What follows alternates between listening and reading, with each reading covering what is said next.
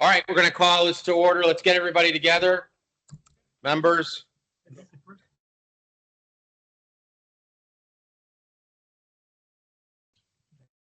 All right, I'm going to call to order the Executive Committee meeting of January 16, 2026. If you would, please call the roll. Where are you going?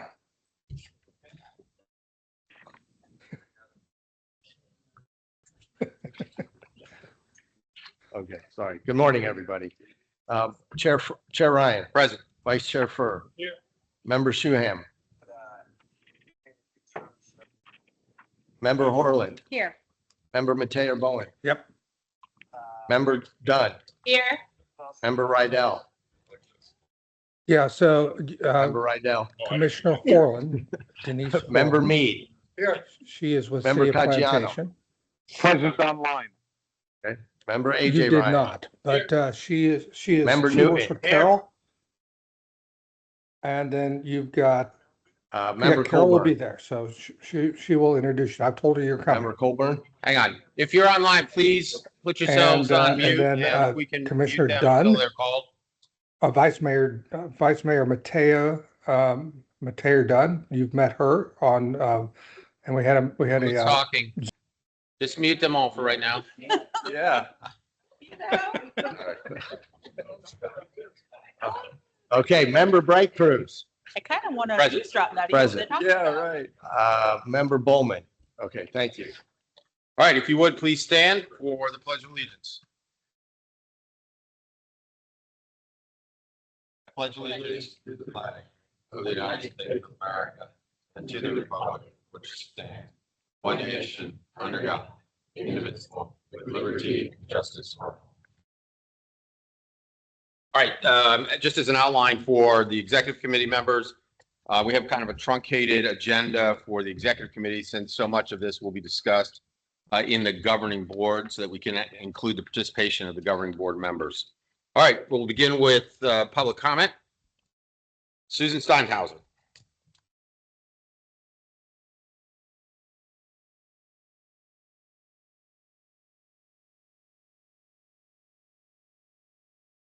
Oh.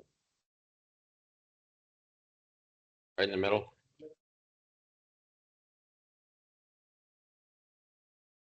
Oh, the model. You mean where it has like a little voice? Sorry.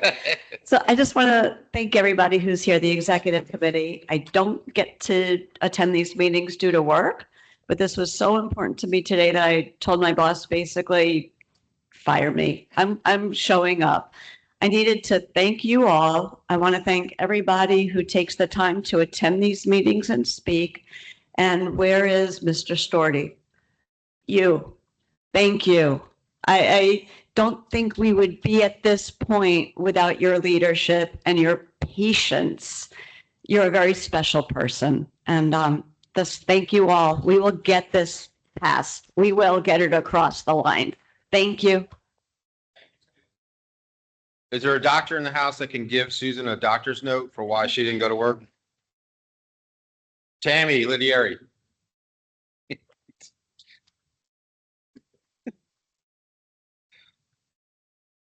Tammy Lettieri, Coconut Creek. According to the Leva, Waste Management recently announced outsized shareholder returns amid price increases it admits some consumers can't afford. They've raised their core collection and disposal rates by an average of 6.3% annually and are increasing dividends by 14.5% while allocating $3 billion for stock buybacks. In light of this, I call on you to retract your calls for rate increases and to revise the master plan to include definable, aggressive, county-wide waste reduction programs. Furthermore, the obsession with incineration needs to stop. Swap incineration for food and yard waste composting, and over 28.5% of your solid waste issues are resolved. Incineration isn't the fantastical new technology that some of you assert.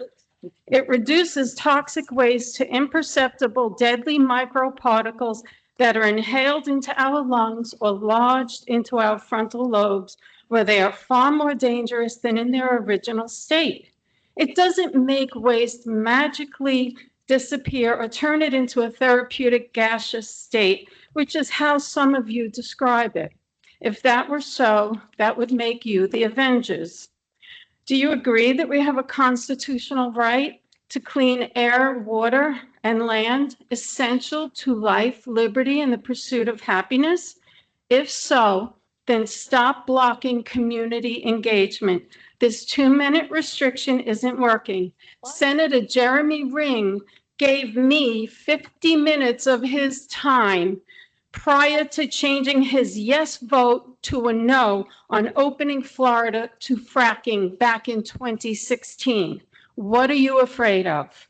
We need a dialogue that prioritizes our input while preserving our ecosystem.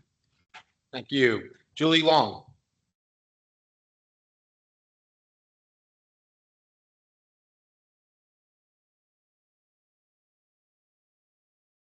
Good morning. Thank you for the opportunity to speak. On Wednesday, the Education Committee presented their plan for promoting the master plan. The scope of the plan is impressive. Lori did a great job communicating what they're doing. The recognition of the need to reach seniors, economically challenged, and other ethnic groups is quite important. I spoke after the meeting about the idea of incorporating the public library more into the system as they specifically serve these challenged groups that we're trying to reach. And she's already on that in 2 days. In addition, I'd like the committee to partner. I know you're partnering with the schools and they're very grateful for your participation in the Youth Climate Summit and the funds you've donated. But I'd also like to see greater participation with environmental clubs, perhaps sponsoring contests for the schools. The public schools are pretty depressed, but they also are serving that exact targeted population. And the PTAs are another very valuable source of information. And the Florida PTSA actually has a program that one of their members has written a book showing how to teach in the evening meetings recycling to the schools and the kids. So those are other opportunities. And thank you so much. Thank you. Richard Ramcharatar.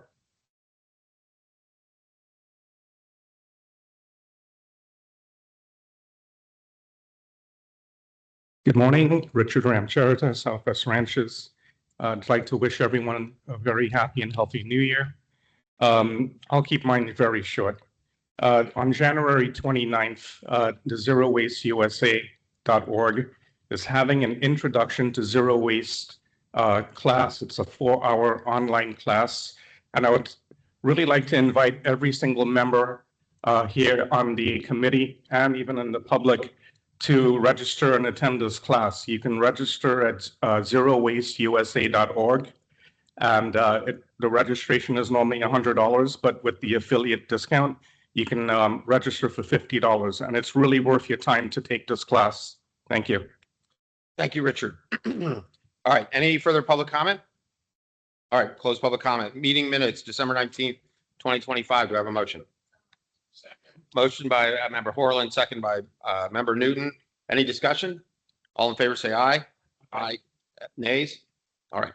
Executive Director report. Real quick, thank you, everybody. Happy New Year. Welcome back to the Solid Waste Authority. We'll just do a real quick financial update. If there's any questions, Cone Resnick is here. Alex.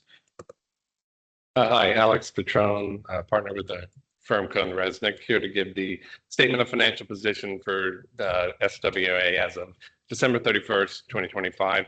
Cash and cash equivalents were $2,587,457. There was significant cash liquidity generated from the accounts receivable from the previous month of $2 million. That's been worked down to $1,249,083. There's still 14 cities that have not remitted their payments, but we're making good progress there. Total net equity of the SWA is $3,773,850.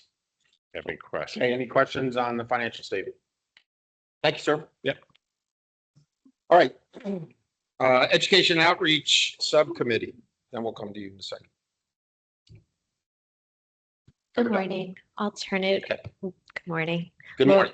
Lori Manico, Principal of Conceptual Communications. I'd like to turn it over to Member Dunn for just some comments. And I know we have just 3 slides this morning, Clay or whoever's over there. Thank you. Good morning, everyone. So on behalf of my colleagues, Member Bright Cruz and Vice Chair Chair Bowen, we had the opportunity to meet on Monday and went through the budget. So what you're going to hear about is our recommendation for how we should divide up the already, I believe, budgeted allocation to help us to get the message out. So Lori will give you the details, and then we'll be happy to answer any questions. Thank you. So this 172 that's listed out here of how it breaks down by area, what media we'll be using, was a part of is in the fiscal year 2026 budget. There's nothing new here that wasn't approved back in September. So what we're asking for is approval of these hard costs to run these various campaigns on these various platforms. Could you please go to the next slide? So as I had mentioned back in November, when public outreach is a one-size-fits-all, you're using the same imagery, the same media to reach a senior versus a young adult, it generally doesn't work. People don't identify with it. So what we've done is we had asked the cities, what are your hard to reach populations? We received responses from 24 cities. We received a response from the county, and these are the groups that they've identified. Spanish and Creoles, native speaking residents, seniors, young adults, multifamily/renters, economically challenged. So those are your breakout groups and how we'll cut up that budget to reach them. It's a very in-depth plan that we rolled through the subcommittee and went through them in detail on Wednesday. And then we have our direct mail piece, more of a general population, but we're looking to target that pending information about high contamination pockets or lower recycling rates for certain communities. And can we layer that with the multifamily and the seniors? And then we have our general population outreach. So our trust campaign with the Panthers and so forth. I'm happy to take any questions you have. All right, members, questions? Yes, Member Ed.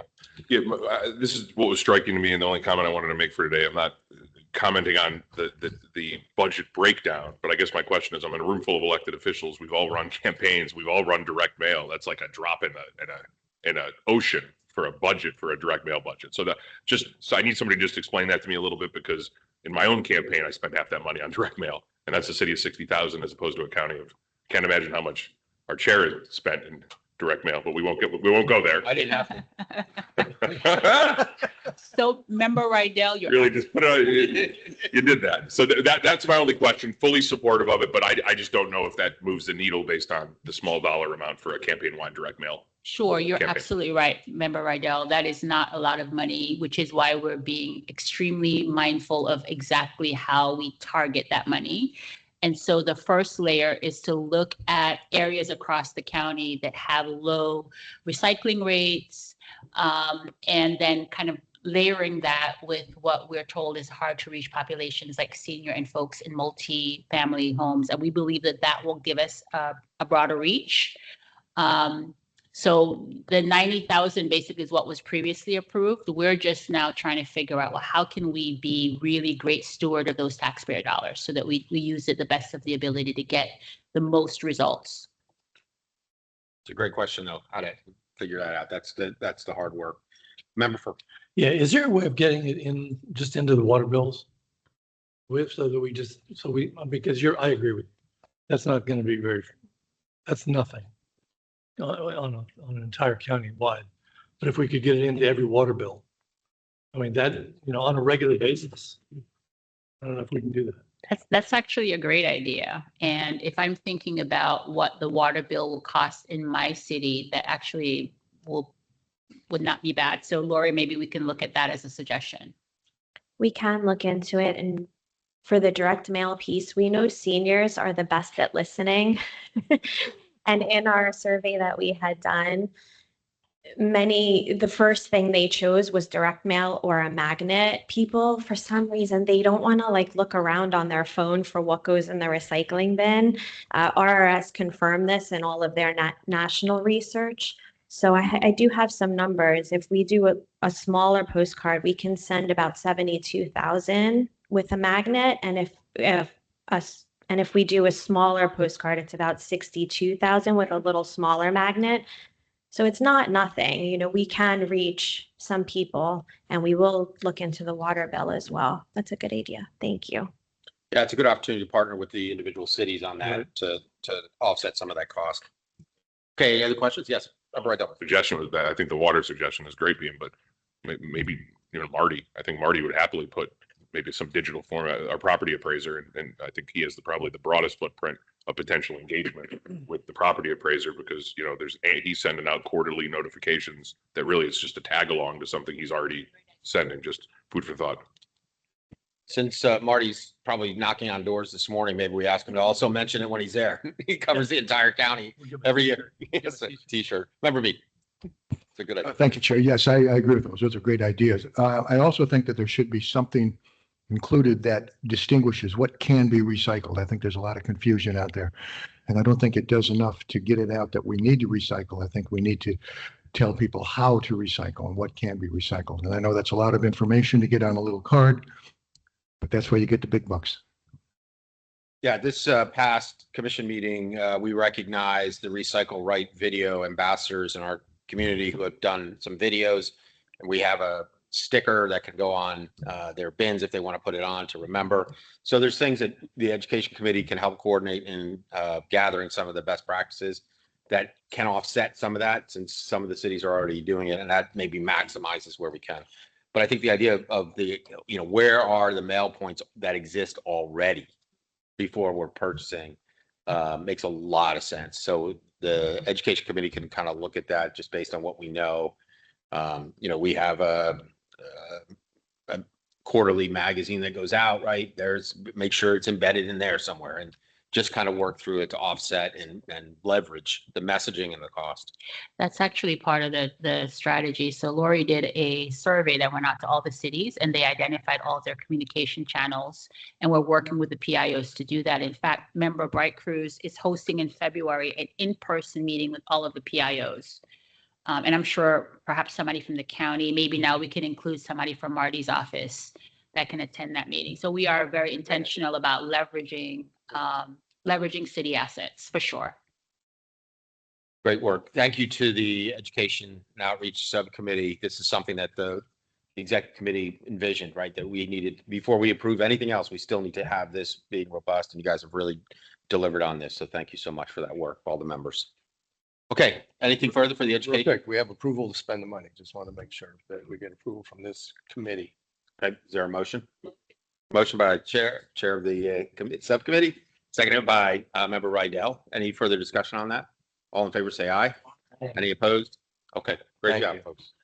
I know we don't have the C&D subcommittee on, but I know that you all met. Do you want to go ahead and give a quick report? Okay. Thank you, Chair. Yes, we did have a meeting on Tuesday, and we are moving forward. I know it's a little nebulous by saying that, but we are moving forward. We do hope to have some concrete results on this in the next month or so, and I'll be happy to report back a little more definitely at that point. Okay. Do you have anything Fantastic. Yeah, real quick. Along with that, we'll have draft ordinance developed to be able to distribute to all of the different communities to start receiving their input on how to be able to proceed appropriately with development of these different very important programs to reduce and remove that material from going into the landfill and or best end use. Those are in process. We should have a number of those done here later this month so that we can have that discussion much more detailed in February. Additionally, we distributed to the C&D subcommittee and the executive committee some examples on the commercial recycling side, a number of ordinances in Miami Beach, Doral, Miami-Dade County, Sarasota, as well as the relevant Florida statutes that involve that. So there's some work product to start working through on the commercial recycling. As a side note, there are examples out there of owners of office building, commercial office space, who have become champions in their own right, taking it on themselves to enforce recycling within their own building. It comes at a cost. It comes, it's some extra effort. And I think at one of the meetings, we should bring some of those folks in to talk about the challenges they have so we understand completely what it means. So I would encourage the members to kind of maybe identify those, and you can talk to your haulers mainly. That's how you'll identify the biggest commercial recyclers of what they're doing, so that we can incorporate that experience and show that there are some champions out there as well. So I'd encourage you to do that. All right, any questions? All right. Next, the TAC update. All yours. No problem. We met with the TAC on Monday, went through in detail with regard to the development of a C&D recycling program for Broward County. And we received comments back from, I think, 4 of the different cities. We are requesting that all of the cities, please provide your comments as we start developing this very important program to be able to reduce the amount of materials going to the landfill and be able to reuse those here in Broward County. There is some concern with regards to the aggressiveness from the TAC with regards to the aggressive schedule with regards to rollout and development of the C&D program. But we are pushing. We are trying to make sure that if we aren't moving the schedule back until it's absolutely needed. The subcommittee has asked for us to be able to bring in some of the bigger developers, general contractors, to talk about their concerns with regards to a C&D program that is then that'll be in process for the next month. We have separated out the development of the C&D program from the commercial program. We believe that the C&D program is much more streamlined process, even though there's a lot of detail to it, to be able to implement that first and then work through development and rolling out a commercial program. The commercial program will take review by both your city staff and the franchise hauler in your area to make sure there's no issues with that franchise agreement. And it could possibly take adjustment with various local ordinances. So it may take a little bit longer to work through that. And that's more of a voluntary program. But we have heard from the C&D and the commercial recycling industry that there is capacity. They have plenty of capacity to be able to do this. Sure. That they have plenty of capacity to be able to work through this and get this up and running as fast as possible. So we will be, the TAC has been asked again, and please talk to your representative, to give us questions, give us concerns, give us ideas on what they think would work for both a C&D and a commercial program. And we will be getting the draft ordinances out to them before the next TAC meeting so that we can start developing a more final product to be able to bring to this board. All right, when we get to the governing board, we'll have a call to all the members to make sure that they get with their staffs to either provide comments or endorse the comments that already have been provided on this and make sure that everybody's weighed in so that we can have the best work product possible. All right, any new or old business? Just to let everyone know, we do have a quorum for the governing board, so as soon as we're done, we'll take a brief break just to roll into that. Do I have a motion to adjourn the executive committee? Motion by member Shuham, seconded by member Mead. All in favor, say aye. Aye. All right, we'll take just a couple of minutes just to get set up.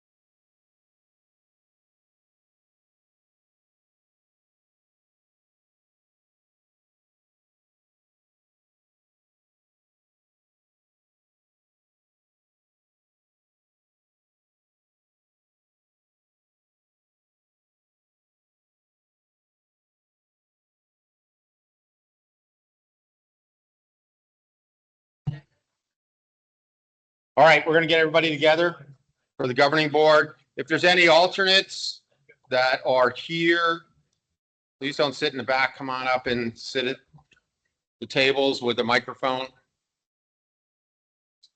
Nope. But I'm used. Yeah.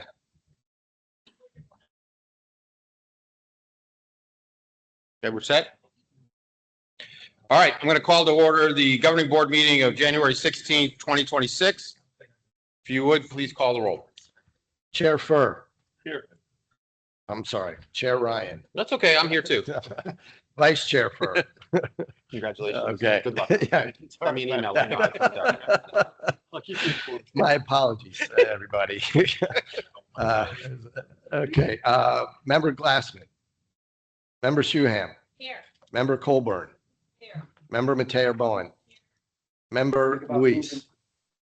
Warm up, right? Right, that's on, that's on. Member Horland. Member Ryan. Right, you already said it, Yeah. okay. Member Drotsky. Member Dunn. Member Patterson. All right, Member Mead. Here. Member Caggiano, I think I saw him online. Present, I'm here. Okay, yeah. Member Rydell. Member Ernst. Member Borgelin. Member Murphy Salmon. I think I saw her online. Okay. Member Thomas. Member Curran. Member AJ Ryan. Here. Member Everard. Member Newton. Here. Member Stafford. Member Bright Cruz. Here. Member Strauss. Member Morissette. Member Ravanzi. Member Tomlinson. That's it.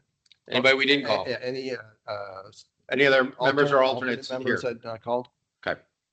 All right. Can you confirm we have a quorum? Yes, we have a quorum. Okay. If you would, please stand for the Pledge of Allegiance. I pledge allegiance To the flag of the United States of America and to the republic for which it stands, one nation, under God, indivisible, with liberty and justice for all. to the members to make sure that we reserve some time to discuss an item that's came up yesterday.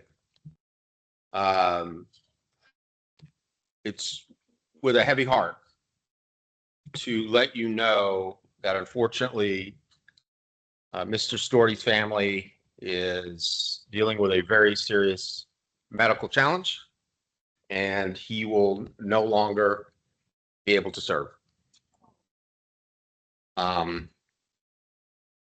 Sorry, everybody. He is, in expressing this, he is, I would put the tone as tortured, because as was noted earlier, he's poured a lot into this process and feels an absolute commitment, not only to the members, to the county overall. We will need to discuss what the transition looks like and how we get through the next stages. To the credit of Mr. Storty, he has put together some ideas, spoken with him and Mr. Cole, and I'm confident that we will continue on the path seamlessly, without interruption. And the expectation is that the resignation would be effective February 9th, which is our next meeting. In the meantime, and we'll talk about this later, but for the benefit of Mr. Storty and his family, he's going to need to go home today. So he will be available remotely. We'll talk about what that means as we move through this. We've informed SCS, who is also prepared to step in the breach where we need additional assistance if necessary. But I say this because we have some very serious business, obviously, to attend to, but we always remember the human factor of what we're doing here and what's most important. To Mr. Storty, as I've expressed to him, he should not feel reticence or ambivalence in his decision because family comes first. So Thank you, everybody. it is with a heavy heart. I apologize.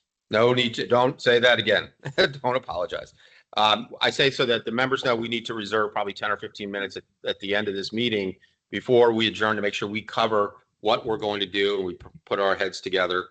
I'm, like I said, I'm confident that this process between Elisa and Todd in the interim, as well as what we know is already working, and a lot of the consultants have already been moving forward on the get to yes, and they have been handling a lot of that. It should be, as I said, seamless. But let's make sure we reserve some time at the end of this meeting. Is that fair? Yes. Okay. All right. Public comment. Stephanie Pearson.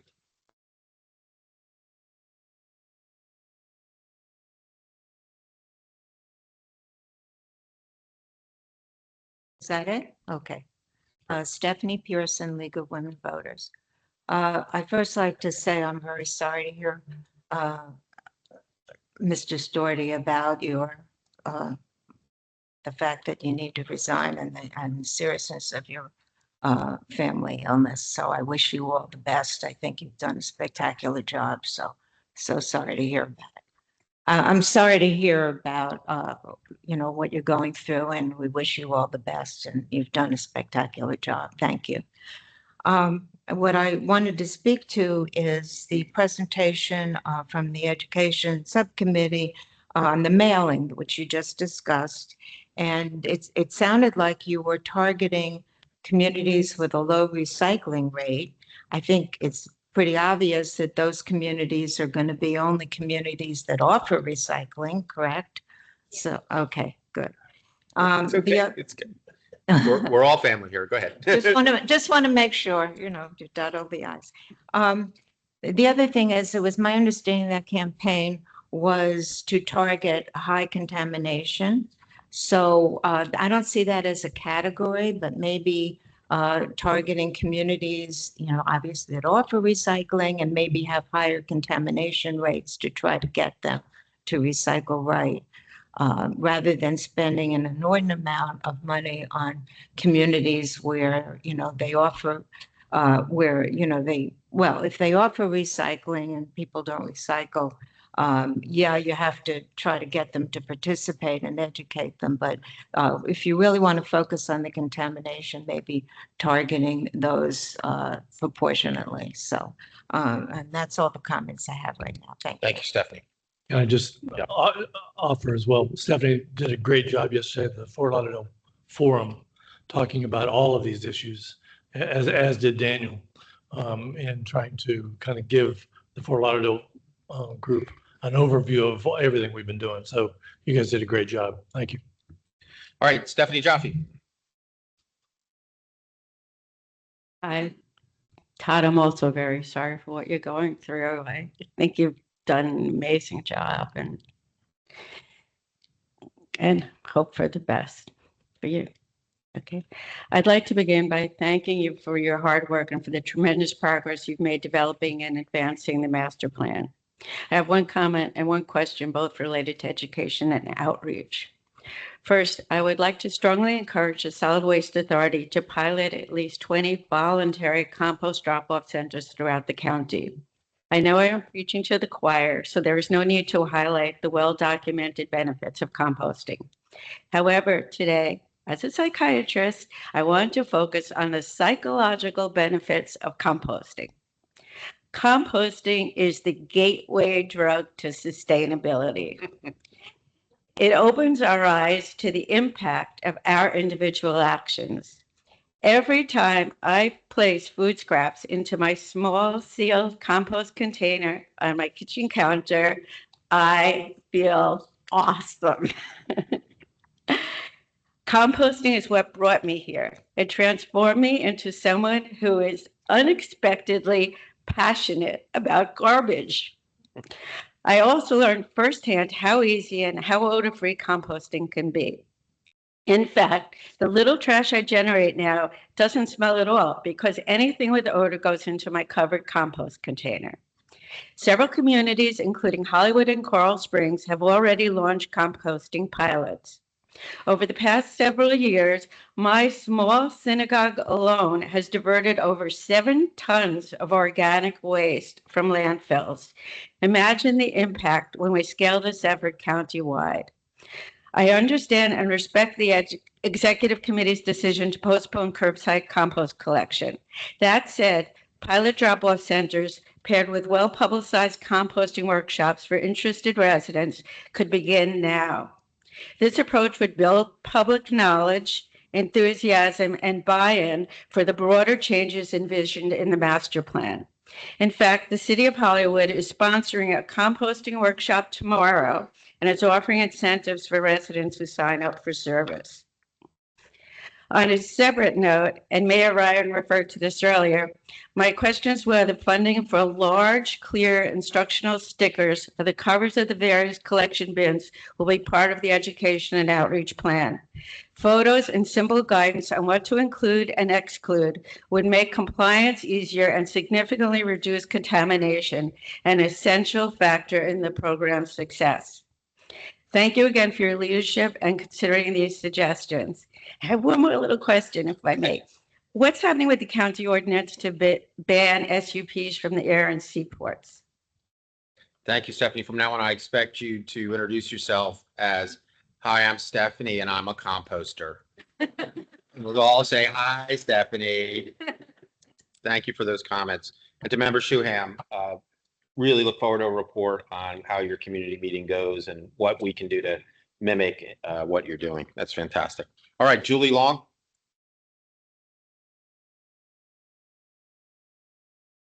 Good morning again. Julie Long, League of Women Voters. Glad to see members of the governing board here. I was going to speak about Todd Story's upcoming performance review, but this new message has kind of altered my comments.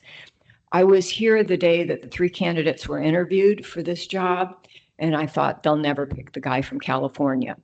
To the credit of this group, you made the bold choice to pick someone who worked in a state that supports waste reduction, recycling, and diversion of organic waste, and already had a legislative framework and public consensus behind it. Todd had a really heavy lift to get people mobilized and talking about composting, zero waste, and all the things that have happened. We've come a very long way. And I credit him with his vision and his hard work. Many of you don't know what he's done behind the scenes. He has given time unbelievably to members of the league to educate us, to listen to our concerns, to the educational community. He's come to the advisory board meetings. I can't say enough about what you've done. So good luck to your family. Thank you. Thank you, Julie. Debbie Green.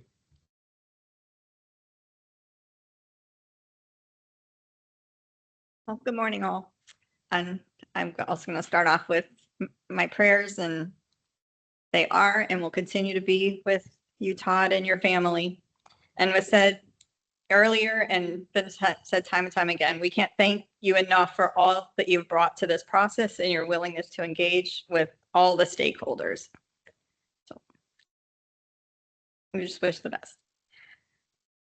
Also want to say thank you to all the executive committee and governing board members for all of your hard work throughout this process and opening yourself to all that Todd brought to the table. So I'm here today to urge each of you to dive into the master plan toolkit. There's a tremendous wealth of educational material that will help you all share a unified, consistent message, one that encourages our municipalities to sign on to the facilities amendment. Please review the slides and presentations and identify the ones you believe will resonate most with your city commissions or town councils and help move forward to a vote to sign on. Many of you have already taken part in all the educational surrounding and more responsibility and forward-thinking ways to manage our county's waste, ways that leave Broward County in a better place environmentally, sustainably, and health-wise for our children, for their children, and the generations to come. Unfortunately, I understand that some still hold the same mindset from 5 years ago, or even nearly maybe almost 3 years ago when this authority was formed. At that time, many believed there was only one path forward, and that was adding a waste to energy facility. As reflected in the original agreements tied to this facilities amendment, I believe that's where it got its name. throughout all the hard work that was done here, I think we found that there are, by implementing these other methods, we can get there. And when discussing the financial impacts, it's important to clearly communicate the full picture.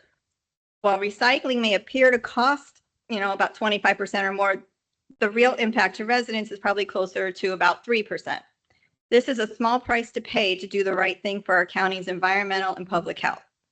A ton of landfill waste is significantly heavier than a ton of recyclables. What goes in a recycling bin weighs far less than what ends up in a landfill, meaning the volume of recyclables is much greater. This is why it's critical that we move forward with removing construction and demolition debris, as well as yard waste from our landfills. The only way to ensure that Broward County is in a better place for generations to come is for this authority to succeed, to gain the buy-in of our member municipalities and the county, ideally encourage others to join. That success comes from Broward County and its municipalities working together with a shared vision and shared commitment to our future. Thank you, Debbie. Richard Ramcharatar.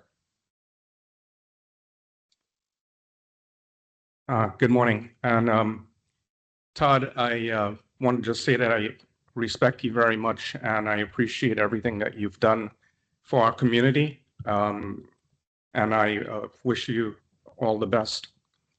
Good morning. I'd like to briefly reference the email that I sent to the executive director, the chair, and the vice chair regarding a proposed West Broward Zero Waste pilot program. Broward County has a timely opportunity to launch a focused, low-cost, data-driven pilot that implements existing SCS consultant recommendations with a goal of achieving 75 to 80% diversion within 12 to 18 months, excluding counting incineration as renewable credits. The proposed West Broward cities were intentionally selected, that being Weston, Southwest Ranches, and the city of Miramar. They represent different sizes, densities, and waste profiles, allowing us to test practical strategies while keeping the pilot geographically close, cost-effective, and easy to oversee. This pilot is simple, measurable, and scalable. It leverages existing collection systems, requires minimal new infrastructure, and generates reliable data to guide future county-wide zero waste efforts.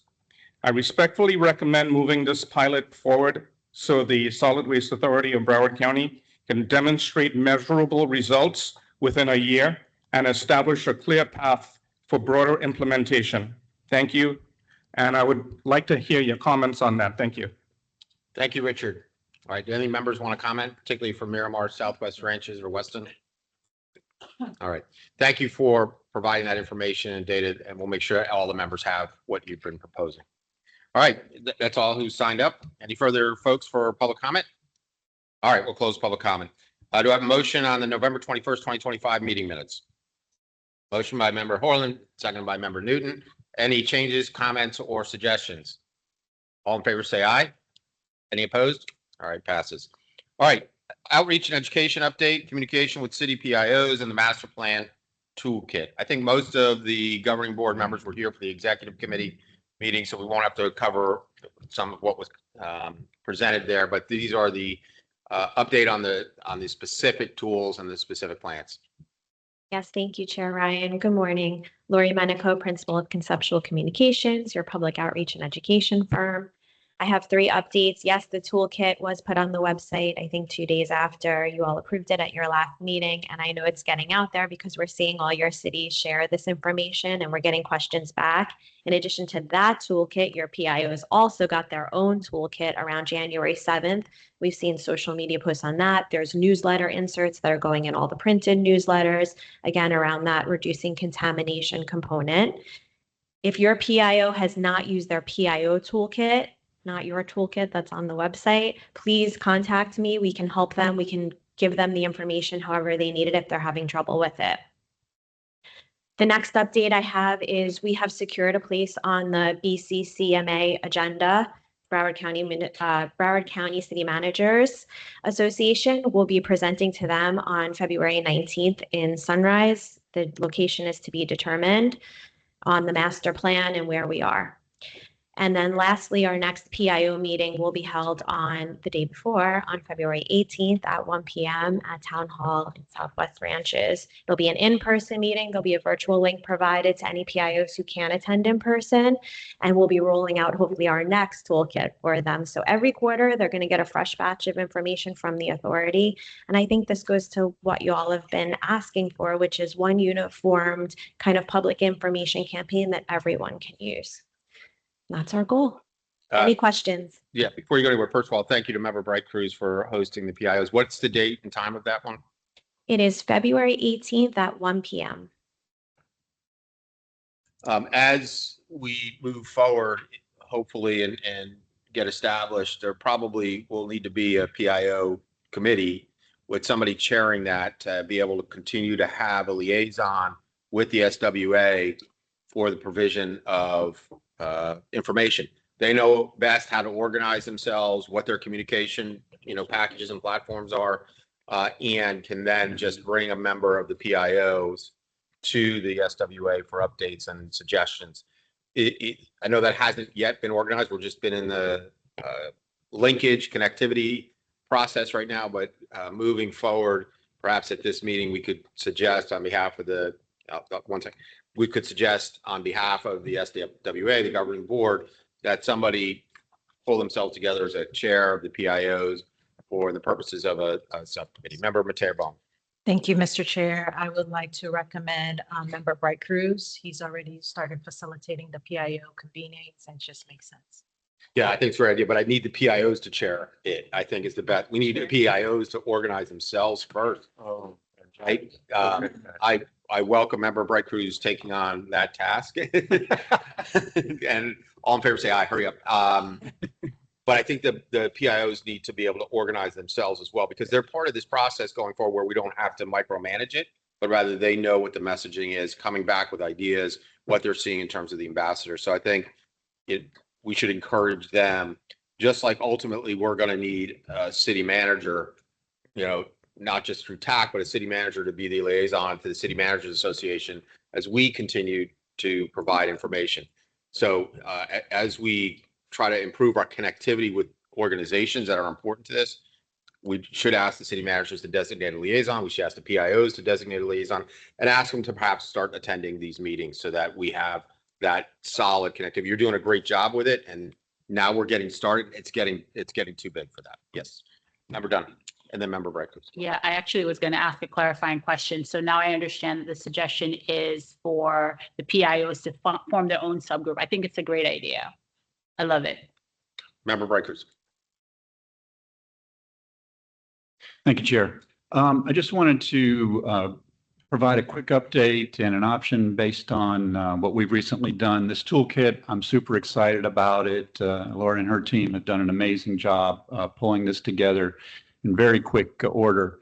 Last Wednesday evening in the ranches, I actually led a group. We went through all the toolkit and did basically a training session so that they could then go out and disperse it. They knew where to find it. They were familiar with all the elements, the PowerPoint, the FAQs, the videos. We went through it all briefly in probably about 90 minutes. We went through it all in quite a bit of detail.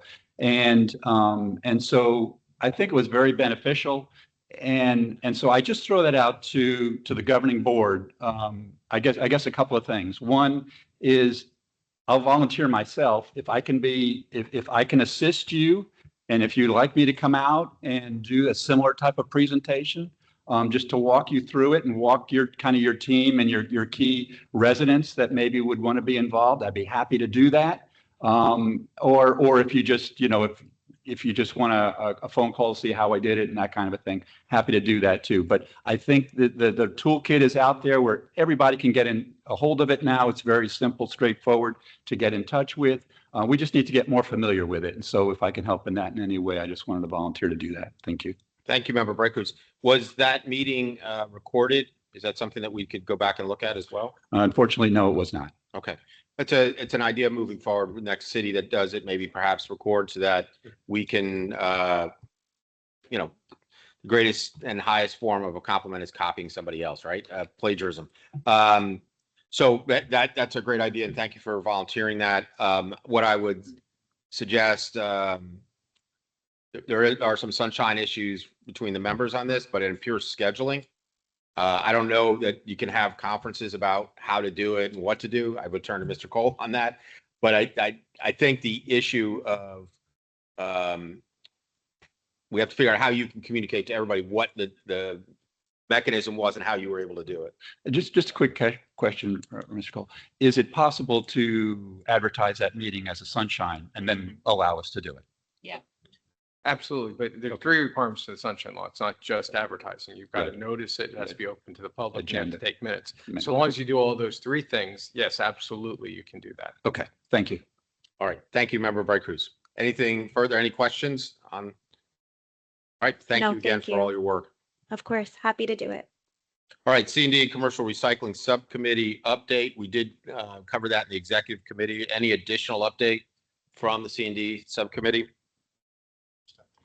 Let me just reemphasize to all the governing board members, let's make sure that you communicate to your staffs to provide comments if they haven't already on the C&D proposed ordinances and effort. That has to come in now. We cannot, wait till later. We want to get as much information. Thank you to the cities that have already provided comments. All right. And in fact, you said there were 4 cities that have provided comments. Do you know which cities those were? All right. Why don't we circulate it just so the members know? It may be that the individual cities have no additional comments and that's why they haven't provided, but just so there could be some member right now. I just want to comment on that briefly. I know my city has not commented because you're asking for comments before you have like a locked in plan. We're asking for 2 sets of comments. No, I get it. There's some reticence on my staff level to comment on kind of an unknown, but that's it. I just want to give perspective why you may have members that aren't necessarily commenting because 4 is a small number for the body. That's my only comment. However, the TAC had communicated very directly because I was at the meeting saying, do not wait for comments. What are your concerns if we have mandatory C&D? Ralph had 3 pages, I think, of comments, right? Even though we are, and he's not wearing shorts today for some reason. I'm not sure why. They shouldn't hold back because they're not entirely sure. It's about what are the concerns. From what I've seen, all of the staff understand the concept of what mandatory means. They've raised enforcement, they've raised costs, but all to the extent, maybe it's just endorsing what's already come through on comments, but they shouldn't hold back because they're waiting for a final product. Let's get the comments now, and I would really encourage staff to participate in that process. Then the next round, of course, will be refinement and otherwise, but we want to make sure that the C&D subcommittee isn't missing a glaring issue that perhaps staff or the members haven't identified. Member Mead. Thank you, Chair. Yes, and it should be open to all people, not just city staff. I would encourage you to, if you've got contacts with construction companies, demolition companies, get in contact with them. Get their concerns, get their ideas, get their thoughts. This is not going to exist in a vacuum. We need to have a lot of people provide input on this. And, I realize that people are going to be looking out for their own best interests. That's fine. I don't have a problem with that. But we do need to get ideas so that we can consolidate those ideas and combine them to come up with a workable product that's going to work for everybody. It's an excellent point. I know the TAC has also requested an industry, and to give some context, it's not as if, this is unplowed or novel ground, right? We have already an existing ordinance. It may not work here in Broward, but that's what everyone's begun with the Lee County, right? So staff has enough information to identify concerns, for instance, that they would have with a Lee County model. What are the issues, whether it's haulers or contractors or otherwise? So really, maybe I'm beating a dead horse, but it's really important that all the staff weigh in and take a look at Lee County and provide comments as quickly as possible. All right, any further update from C&D and commercial recycling? All right, master plan, executive summary, timeline, and engagement meetings with the members. Daniel. Okay, good morning, Chair, Vice Chair, members of the Governing Board, Executive Director, and Council. Daniel Deitch with SES Engineers. I just want to confirm that the executive summary has been distributed. Okay, so that was finalized. It was we wanted to incorporate all of the feedback that we received.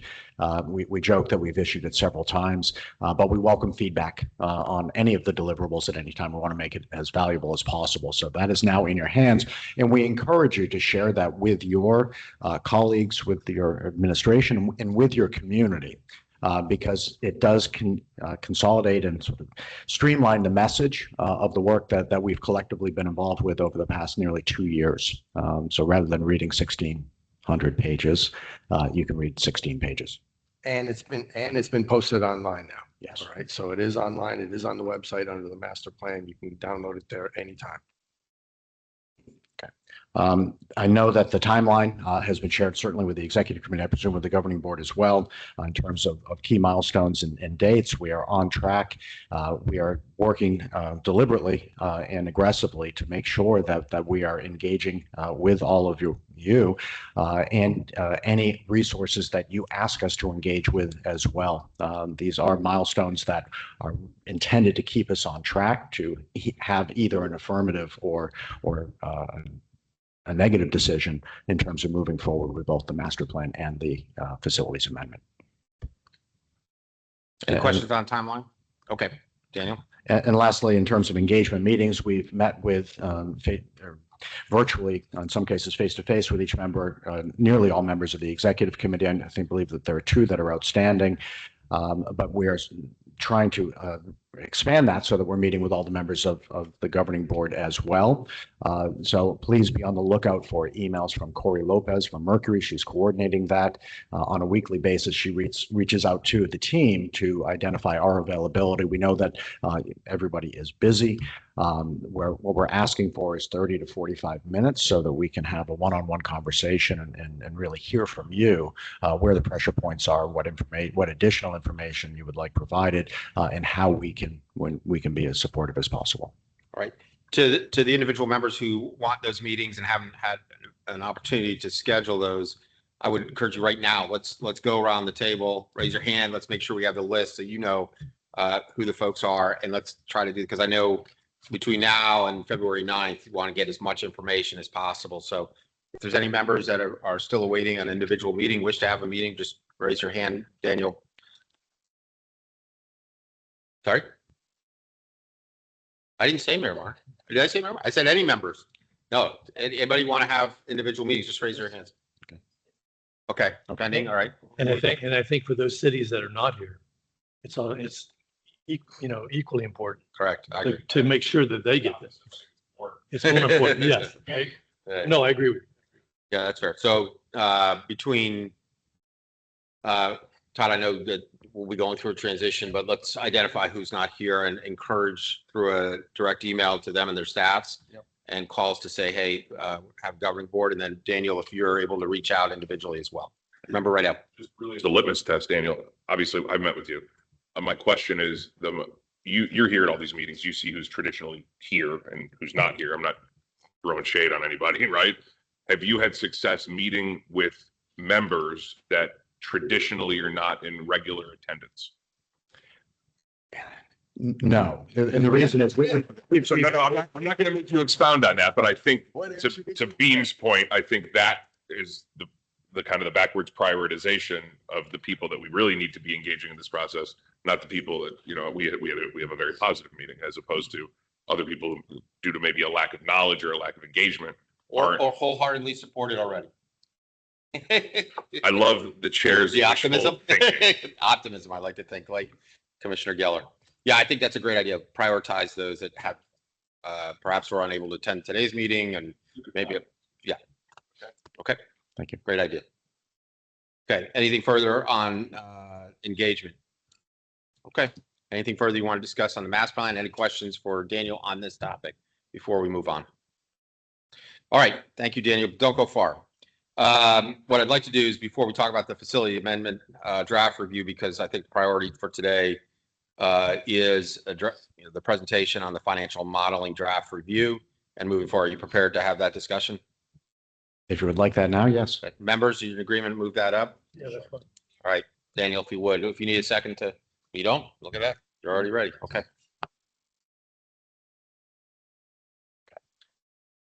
So let's jump right into it. If we could move to the agenda slide. So I won't belabor this. Just before you go, I'm not sure this has been distributed to the members yet. It was included. In the back. Draft Okay, was included to set the intention of what we will be speaking about. We needed additional time to sort of drill down to what I believe everybody understands is the bottom line issue. Okay, go ahead. So this is materially different from the version that was included in the agenda package, and this will be made available to everybody. So we just want to cover a lot of ground. We don't want to dwell on the past, but we do want to set the table for the rest of the discussion. If we could move to the next slide. So I just want to remind everybody, we generate, well, I don't live in Broward County. You all generate collectively a lot of waste. This is information from 2023. We now have information that is reported to the state for 2024. Key takeaways are that you're generating more waste, and on a relative basis, you're recycling less. So the 39% adjusted recycling rate was correct in 2023 or for 2023. It has gone down slightly. And we want to keep that in mind, that this is a steady drumbeat. The garbage is generated every day, and it needs to be managed effectively. But we have to get to the bottom line question is, well, if we move forward as an authority, what does it mean for households? If we go to the next slide. And really, we want to start with, well, what are the benefits, right? What are you getting for sticking together? So I just want to touch on these.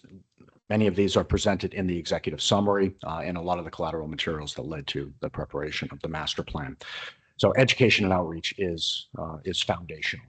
The focus is to engage waste generators and help them understand what kinds of behavior changes are necessary to reduce the amount of waste that's generated in the first place and to manage it properly in terms of set out and understanding that there is no way. Right? We want them to understand where it goes, because I often think about a survey question that we asked early on in the project in terms of confidence around recycling. And the responses were unfortunately not favorable. We want to make sure that there's consistency, right? As elected officials, you're stewards of public dollars. And we want to make sure that you're in a position where you can lead predictable budgeting over the long term. We know that there is strength in numbers. If you are working together and we have proof points that we can provide to you, you will do better in terms of processing, whether it's yard trash, bulk waste, recyclables, and disposal. With that comes leverage in terms of better negotiating power. So I want to remind you that if the master plan and the facilities amendment pass, there is flow control. And with that flow control comes a great opportunity to leverage that collective buying power. The harmonizing of collection agreements and collection approaches. It's one of the things that we talked about yesterday with the business forum. If you move from one community to the next, if there is consistency in what is recyclable and access to recycling, it increases the likelihood that people will make the good decisions and the right decisions in terms of what goes into the recycling cart.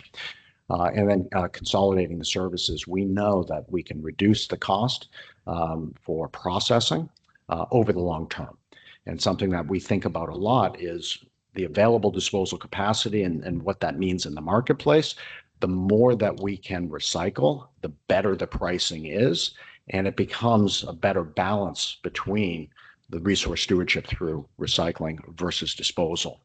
And lastly, your best hope of exceeding or meeting or exceeding the 75% recycling goal is through regional collaboration.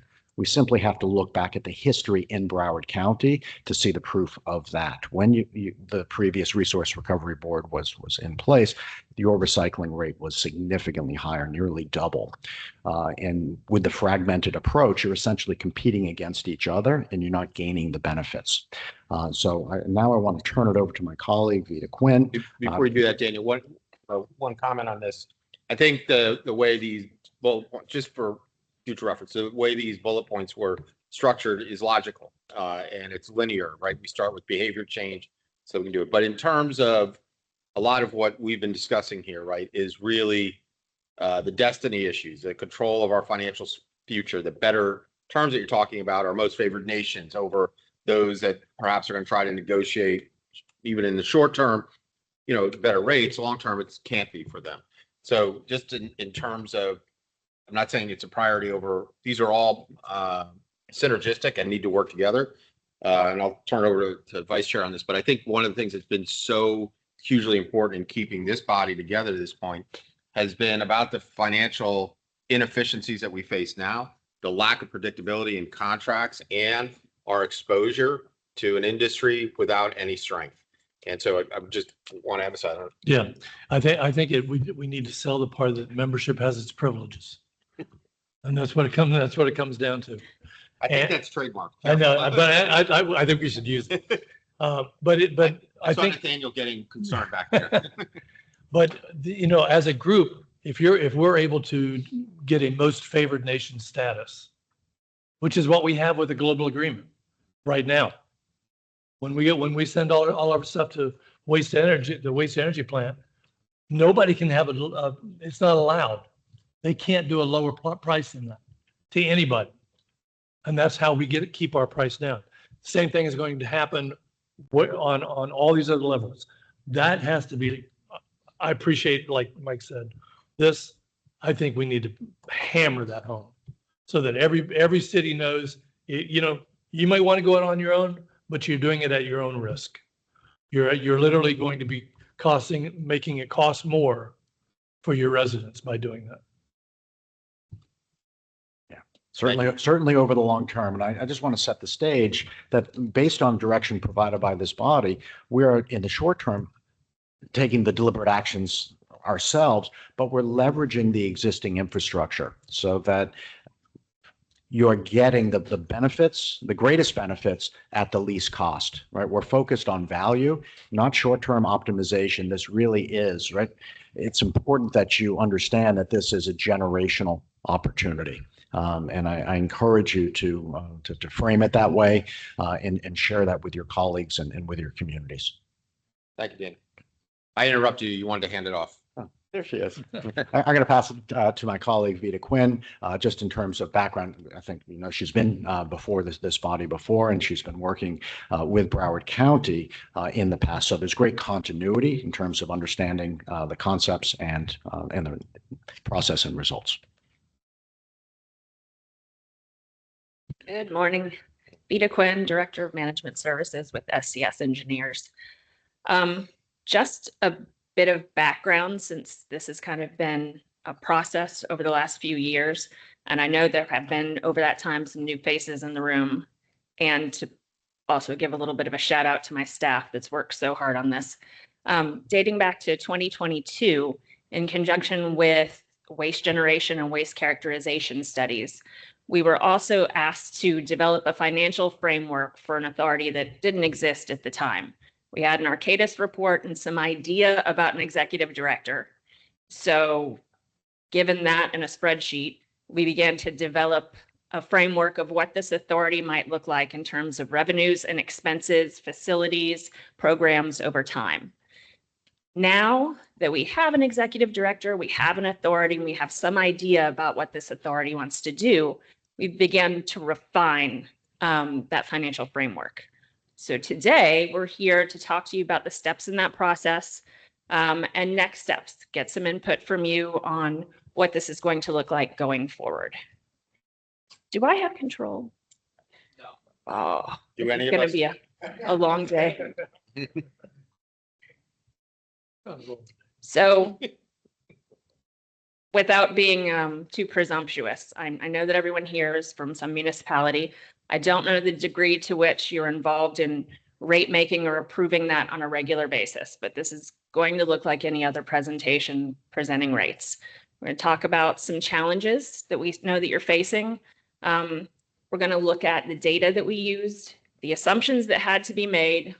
Vice Chair Furr made fun of me last time for that, but we are consultants, so we will state our assumptions up front. Some of them I believe we all agree on, others maybe we've had to take our best guess at. Then we'll get to the analysis and the conclusions that we've come to and the points where we need input from you. So next slide. So the goal of this process was to create a mechanism for cost recovery. Once we generally know what the costs are going to be to run these programs and administratively run the authority, what is it going to take in terms of cost per ton to be able to make that financially feasible?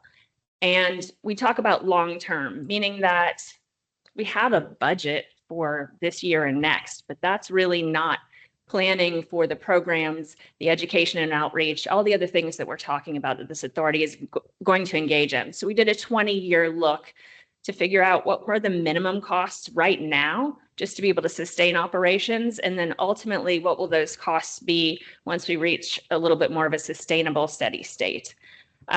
Giving you a roadmap along the way of when those different programs will be implemented, and when and if you choose to have facilities in the future, how are you going to plan ahead for that?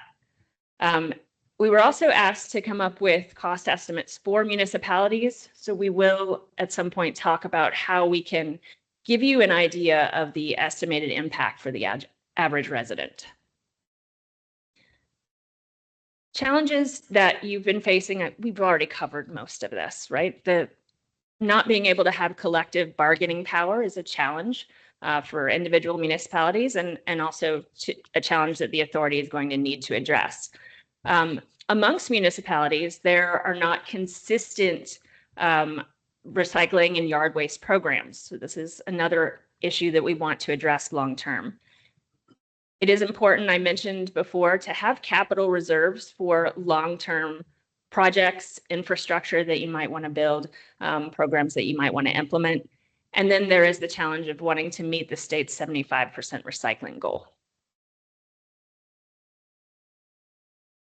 The biggest challenge being that currently there is no revenue stream associated with the authority. The municipalities are contributing, but long-term, that really isn't a sustainable business model.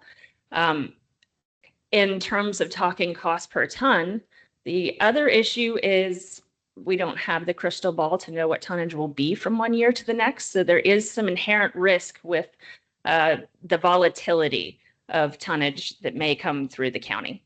And then primarily, I believe on everyone's mind is the question of affordability for the average resident.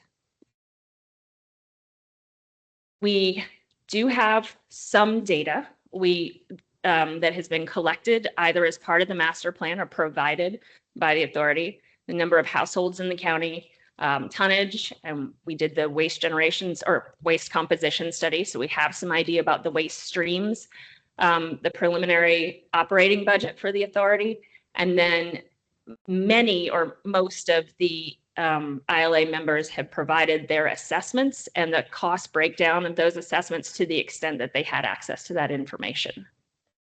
Can you explain that last one? Because I know that this has been a challenge in calculation, in comparing apples to apples, and then unpacking what are the true costs of the residents. In some cases, some cities may subsidize it through general fund, and so the assessment to a particular resident appears a lot lower, but it hasn't been calculated or backed out to be able to figure out what that is from the general fund contribution. Is that accurate first as what the challenges are? Yes. So from a rate making perspective, we don't just calculate a solid waste fee. We look at the components to provide services. So there's the cost to collect, there's the cost to dispose or process, and there are different waste streams, different crews, different vehicles. So we look at each one of those things individually when we're making rates. So you might have your municipal solid waste, which is just the trash cart that goes to the curb. There's a component, the cost to collect, the cost to dispose. We would do the same thing for recycling and processing, for yard waste and composting. So when that all adds up together, that forms the fee or the assessment that the average resident will see on their tax bill. But to some extent, some of the municipalities have access to that breakdown. Maybe not in that level of detail, but there will be a collection component, a disposal component, maybe a city administration component, and then recycling may be broken out separately. For other cities, there may not really be behind the scenes, there is that information, but it may not be provided. So you could have one municipality that's paying $300 and knows exactly what component of that is recycling. You may have another that just knows we pay $300. So it's a challenge for us to tell you if the authority did something that might reduce disposal costs over time, what would that mean for a given community? If the authority takes on that disposal component, how much might that assessment go down? Some municipalities, you might have an idea, others you might not. I think it's going to be important. This particular area is going to be hugely important for us as we go out to our members and to each of the communities to explain what the financial model looks like, because they have a single number and somebody might say, well, it's going up by 20%. Well, that may not be fully accurate because you haven't been able to unpack perhaps the background administrative that's not charged in the assessment or the general fund contribution to it. So we're going to need a better primer, not better. I'm going to need a primer on the challenges you've had in trying to synchronize the data across all the communities and to better explain that what you just said, just standalone, because I think this is a huge component of your challenges and what we're going to face in talking to our residents. And in answer to the other point that you brought up, solid waste tends to be the forgotten utility. It's really disrespected relative to water and wastewater, which just due to order of magnitude are inherently given attention. Capital programs and large projects can be hundreds of millions. And then you have a solid waste utility telling you that we need a few trucks. It just gets really forgotten and often then is not treated as an enterprise fund, even if it operates as one. Quite often it isn't even an enterprise fund. It's housed underneath the general fund, which means any cash flow surplus is forgotten, cash flow deficit is subsidized by general funds. So that cost, the reason it should be an enterprise fund is there is a charge for services, but it may be reduced due to that subsidy. So in the mind of the resident, again, I have a solid waste fee. That means recycling is free and it really only costs, $10 a month. Never mind that the rest of that is made up for in my taxes. So that is going to be another challenge to communicate the true cost of providing services and what that authority additional amount looks like relative to what residents are paying relative to what the real cost of services is. And the member municipalities will at some point need to do rate studies to really be able to communicate and look at that. But again, it's just part of the conversation. Okay. We also had the capital improvement program for the authority, or this was developed along with the authority as part of this process. Estimated costs of recycling processing, the costs of education and outreach, and the assumptions about borrowing to the extent that it would be required for any facilities or larger investments. The assumptions, so here's my caveats, things again that I believe we are all on the same page about, but that we need to state up front because these were critical to the analysis. It does assume that all ILA members are going to direct their waste to authority owned or contracted facilities. The recycling processing cost is assumed to be $110 per ton, and it does include the capital and operating costs for 8 public drop-off facilities. Education and outreach, there is a cost per household that is assumed to be a little bit more heavy up front and will decrease over time as we have more effective education throughout the communities. There is the assumption I mentioned before about building a capital reserve for future expansion of the authority, any capital projects, critical infrastructure that you might want to invest in. And again, utilizing borrowing where it's applicable. As we've talked about in the past, the special assessment always comes up in conversation. To the extent the authority chooses to own facilities down the road, they would likely borrow. That would be the basis for a special assessment. Again, that capital reserve could be used for anything that the authority might choose to expand its service offerings for. HHW facilities, yard waste processing, transfer stations. Right now, there's adequate capacity, but down the road, you may need to build some facilities, and having an adequate reserve to be able to buy down borrowing or have adequate reserves to be able to pay the debt service on that borrowing will be important to the financial sustainability and not having any large increases that would impact residents. So the way the financial analysis looks, we take all of the historic information that we have, any financials, any operating data that we have, existing reserves. Then we, knowing the expenses, project that forward, try to project the revenue requirements, what the revenue needs to look like to sustain that authority. We look at what the financial feasibility is over time. What does that rate need to look like now, and what might it need to look like in the future, and develop a multi-year plan with our recommendations over how to charge the residents. So simply put, my career in a nutshell is it's all just simple algebra. Total revenue requirement divided by total tons equals the cost per ton. Cost per ton times the number of tons generated by the average household in Broward County is the estimated annual cost for the resident. The answer ended up being about $3.75 per ton for next fiscal year would be sufficient to fund the authority. Times 1.3 tons for the average household is give or take $5 per household per year. Can you keep that up for a minute? Because I don't think, I mean, that, I don't know about everybody else. I thought it was going to be higher. Mike. I thought you were just. Sorry about that. Shout out. I know. Good to see you, Greg. I just want to keep that up for a minute. Can you go back for 1 second? Play. I don't know if anybody in this room thought it was going to be that low. I mean, if anybody else thought it was going to be that low, I mean, I'm kind of amazed that we're able to do this and put together a solid waste authority for $5 extra a year per household. I mean, that is amazing. And because I think everybody's been worried this is going to be way more than that. Tell me if I'm wrong. But this is it. What are the caveats? Yeah. Go ahead. Let me be clear on what that means.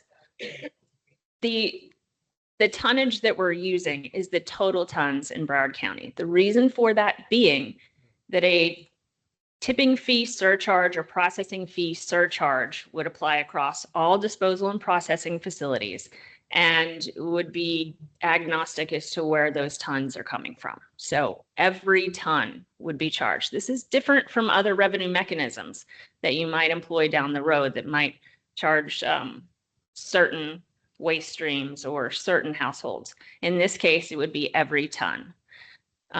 So that cost is spread across all of the recycling, all of the MSW, all of the C&D within the county.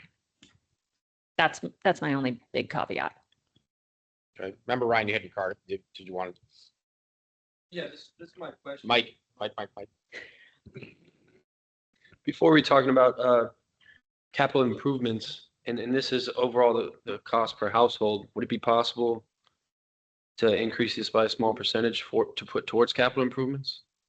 You know, that to explain that to the household, you know, say it's $5.32, right?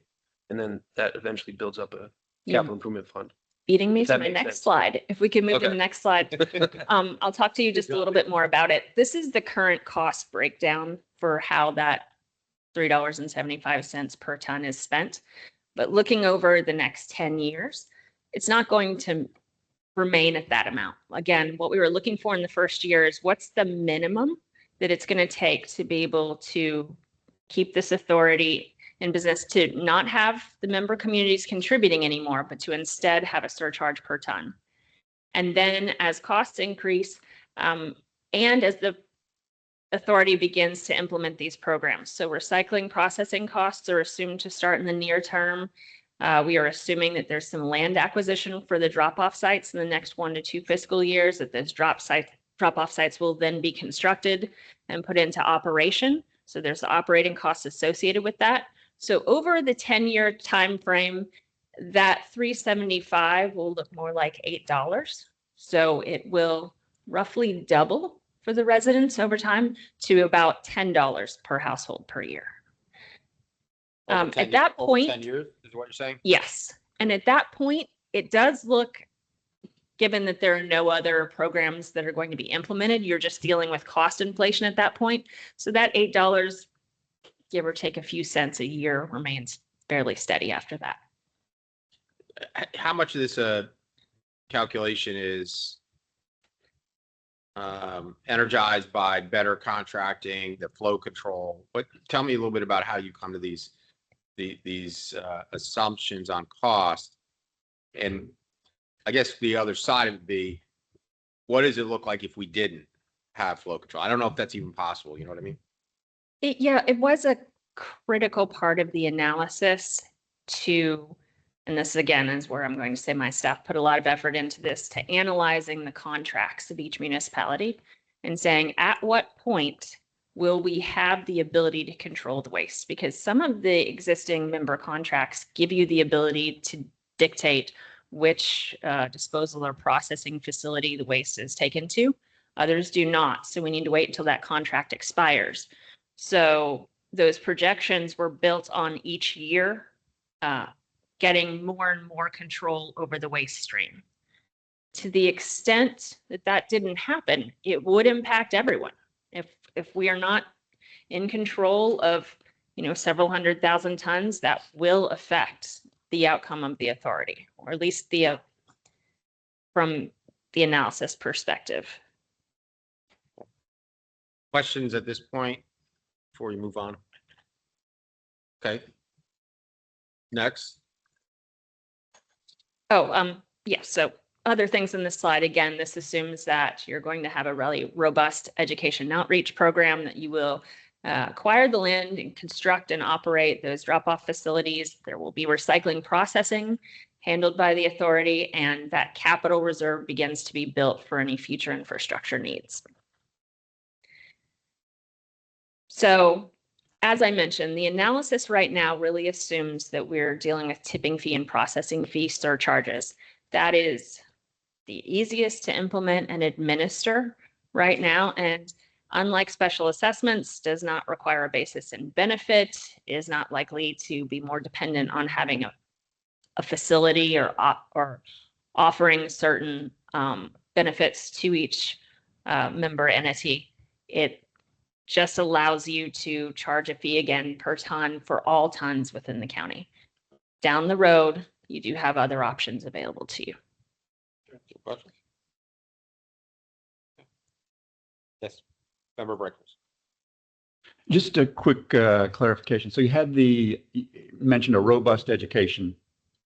And can you give us a little bit of detail on what's in the plan as far as what you anticipate the funding, what that would be? Did you want to speak to that? So as has been shared through the master plan, the specific white papers, the master plan in total, and subsequent conversations, we're anticipating in the early years a spend of approximately $10 per household to stand up, really to build on the work that's already been started, and then sort of move to a steady state after several years. So the model that has been developed has the ability to adjust timing, adjust the investment. So essentially it's on the next slide, but it'll gives us the ability to conduct sensitivity analysis in terms of timing and activities. And so just to help me understand that, kind of put that into a number I can understand, $10 per household. How would that compare to what like Palm Beach is spending today? Is that above it, below it, and aligned with it? I think they're like about $4 million a year? Yeah, I would have to verify that, but the difference, I believe that it's higher, but I want to confirm before I go on record. And the reason is Palm Beach County is now a stable system. Right. So they're focusing more on I would think, opportunities to address specific sectors or materials where this is really standing it up. And we believe that it will take a few years at a significant funding level and then adjusting it to a much lower level. Makes sense. Thank you. And Steve, I'm testing my memory here, but I think there's over 500,000 households in Broward County. I think it's 600 something. So that would be 10 times. Oh, you're fine to go to the next slide. So as Daniel mentioned, the sensitivity analysis or the things that we might want to refine going forward, should any of the assumptions change, would be to refine the projections for the tonnage that's going to be charged. Any changes in the operations, capital investment, anything like that would affect the outcomes, obviously. And then the funding sources. Should you, again, have large infrastructure investment and want to move part of that to a special assessment, that will, again, change how that looks per household. One of the things that I mentioned earlier is that as far as the individual impacts or how this might affect the assessments in place in individual cities, as things change over time, you may need to perform rate studies where you, again, look at what really are the components of that rate now that you have an authority providing some of those services, and what does that new rate look like? Again, also, there is some uncertainty. So as part of the sensitivity analysis, if we look at tonnages, if we look at timing of some of these capital investments, how might that affect the outcomes?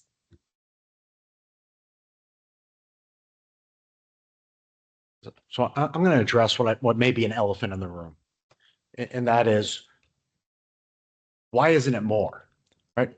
We anticipated, right, based on guidance, well, the operating principle is let's not compete with the private sector if they're already providing the services. So I'm speaking specifically about transfer stations, right? And this is where there's some complexity, because your current collection agreements sort of bake that into the cost. We have modeled what is the impact of developing 3 transfer stations, north, central, and south in the county, developing and then operating, right? We don't believe at this time and for the foreseeable future that those transfer stations are needed. So the question, it's really a policy question. Are we still in agreement that the best value comes from leveraging the existing infrastructure versus owning it yourselves? And that really, it is a material impact on the assessment. When I just want to be clear. And we can do that for anything, right? There is a new recycling facility, expanded capacity using the latest technology for numbers ranging from $70 to $100 million. Capital plus operating. That exists in the county. What is the benefit of competing against that facility? We don't see it, right? In conversations with the owner and operator, if there's flow control and all of the recyclable materials are sent to that facility, it would be the largest municipal contract in the state of Florida.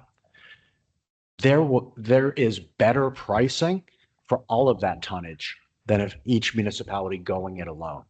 So when we talk about that, the long-term view, it's working together to gain those benefits, and particularly on the recycling side, that only get better with the more tonnage that you're sending there. Daniel, can I put you on the spot on this? Please. I know you had done Orange County recently.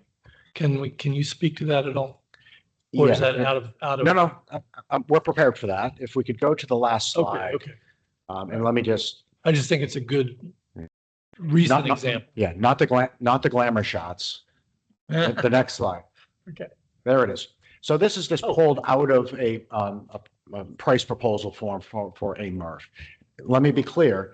That solicitation did not yield a contract. Orange County is going back out on the street. This was a public-private partnership that really put all the responsibility onto the private sector. This was the only respondent. But we're using it for illustrative purposes so that you can appreciate a real-world example. This may have led to a binding contract. Orange County has under their control certainty because of the franchise system, 6,000 tons per month of recyclable material. They were in the process of working with the city of Orlando, the school board, other units of government, both within Orange County and beyond, to secure interlocal agreements for the recyclable material. So in order to capture what the financial impact would be, we asked for tiered pricing. So this is just for the operating component proposed by the service provider. So just to make it simple, up to 6,000 tons per month, you're looking at $137 per ton. If you can double that tonnage, you're dropping that per ton operating cost by almost $50. Yeah. It's a huge amount. It's a huge amount. And looking at your assumptions, it's actually below what your assumptions were. And that's the challenge, right? I'm a little bit concerned about flashing $5 per household on the screen because we wanted to present the analysis as it is and share with you what the assumptions are. As Avita shared, as some of the capital investment, land acquisition, developing the regional or the neighborhood recycling centers and moving those into operation, that's going to increase your cost. We want to be conservative without being so conservative that we put ourselves out of the game, right? If you saw $600 impact to a household, right? Show's over, right? Let's pack it up and right. We're not demonstrating that it is better working together. So we're trying to be reasonable in our assumptions to set an expectation, really to demonstrate that the concepts that we've been discussing over the past nearly 2 years are real. So this is not the final number, right? $5 is not the final number, and we want to be able to put it into context where you can see that as capital investments are made, the years that we're assuming that they're going to come online and what that impact will be. Because the bottom line is, we don't see the establishment or the continuation of the authority as a significant financial burden for communities. We know that it's not zero. And we know that the devil is in the details, right? You may want to know, what does this mean for my town? What happens to our staff?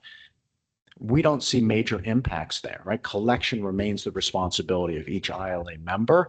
What we're looking at is what happens after the waste is collected, where does it go, and what is the impact? Okay, Member Patterson and then Member Rydell. The microphone. You're on. Thank you. Just a quick question. I wanted to just make sure I understood that the assumptions assume every city has bought in, right? So in the event that this assumes everyone is a part of the authority, right? That $5 number. Correct. Okay. And are there projections? Forgive the question if it doesn't make sense. I'm not clear. What is the percentage of municipalities that need to buy in order for the authority to be for this to work? So this funding mechanism, like I mentioned, if it's a tipping fee surcharge and a processing fee surcharge, can ignore that for now, because you are charging it on every ton in the county, whether or not they're ILA members. You're able to leverage all of those tons via that surcharge. Other funding mechanisms might look different. So in the near term, you can capture every ton and keep that cost down. And just one other thing, because the $5 keeps being mentioned. I did mention this is a minimum that it would take for next fiscal year, because we have a handle on that. We kind of know what you're going to be doing in the next 12 months. So that number is real for next fiscal year. This analysis will need to be updated every single year. This is a very new authority. Things are subject to change. It assumes that we know the cost for land acquisition. That could change. So each year, as we get some more real costs, get some history, we can continue to refine those projections a little bit more. But that $5 is real for the next fiscal year. I think to Member Patterson's question, I maybe need some clarity because I want to make sure you got it answered. We have 28 of the 31 now, and certainly some could decide not to. I guess the question was, does this assume all 28 stay? And at what point does and this is, more to Jamie, at what point does the authority fall apart if the facilities amendment is not approved? That's the next document, right? If we're not approving the master plan. So those are the two questions, and maybe help us to understand, because I'm not sure it was clear how you came to that. From the perspective of this financial analysis, the way it is, it assumes that you are just doing a surcharge on all tons within the county. We worked with Arcadis to get some tonnage projections by community, so we feel like we have a pretty good idea there. So if a single community drops out of the ILA, it doesn't change the amount of revenue that is generated. It might change other things, policy-wise, future infrastructure-wise, but it does not change this amount of revenue that we anticipate to be generated. Does that make sense? Everybody go with that? Yeah. And then How does the SWA put that assessment on the surcharge, or does the county do that? How does that work? You know what I mean? This is going to be a matter of. I guess I'm looking to the county lawyers over there, what the legality and all that, how that's done. That's all. Go ahead.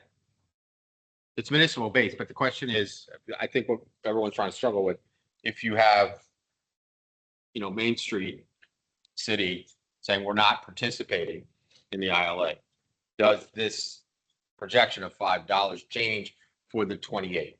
No, because you are going to each disposal facility and you are saying now, let's say your tipping fee or your processing fee is $50. You will now charge an additional $3.75 per ton. So every hauler, every resident will pay $53.75. That $3.75 will be remitted to the authority. We do not care what is in that truck, where that waste came from, where those recyclables came from, because it's at the disposal facilities that surcharge will be charged. So it's not charged to a community, it's charged to a ton of waste or a ton of if a community recyclables. says we're not utilizing, we're going to stick it on a train and send it somewhere else, they're not paying the $3.75. No, they're going to pay a lot more to truck it out of Going to go town. there. That's the next step, is that even if there's some analysis in the short term, they think, and we've heard this, that it's cheaper to just stick it on a train or whatever. Two things that happen. One, it's probably not accurate, certainly in the short term, and we know it's not accurate in the long term. And then two, they've lost the ability to really define their destiny by not disposing of it through the SWA partnerships. Correct. So let's say we put this surcharge into place. Someone wants to truck their waste elsewhere.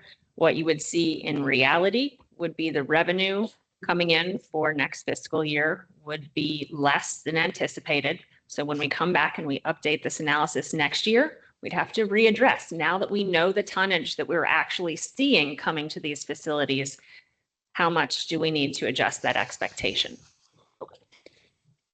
Does that answer? Okay, Member Shilham? I have a lot of questions, but the first thing that comes to my mind is the expression under promise and over deliver, because I remember just the day you told us, Daniel, like prepare your cities, because this idea is one, to protect our planet, to protect our children, but it's probably going to cost a little more. And to hear this, I think there's like a collective sigh of relief. And in my meetings with Mercury, I think the biggest concern was, are we going to have to go back to our residents and really charge a lot more money? And what you're saying is, under this model, the answer is nominal.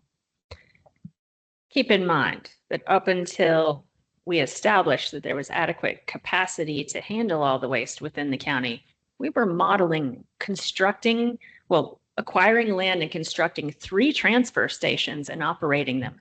This answer was very different. So the collective sigh is shared over here as well. It's that you're not owning. Oh, Mike's tired of hearing me. You're not owning and operating large facilities. That will change down the road if you choose to do that. So that may change down the road, but what I'm just kind of looking down at 10,000 from 10,000 feet here.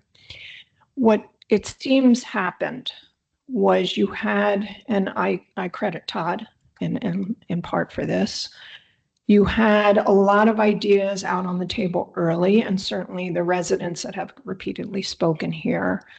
And in creating this master plan, we ended up with something, just like you just said, Daniel, that is in essence saying we're going to use existing tools. We're not going to create an authority now that's going to build expensive tools. And we may not need them because the focus is going to be on zero waste. And so over long periods of time, the expectation could be less waste, not more.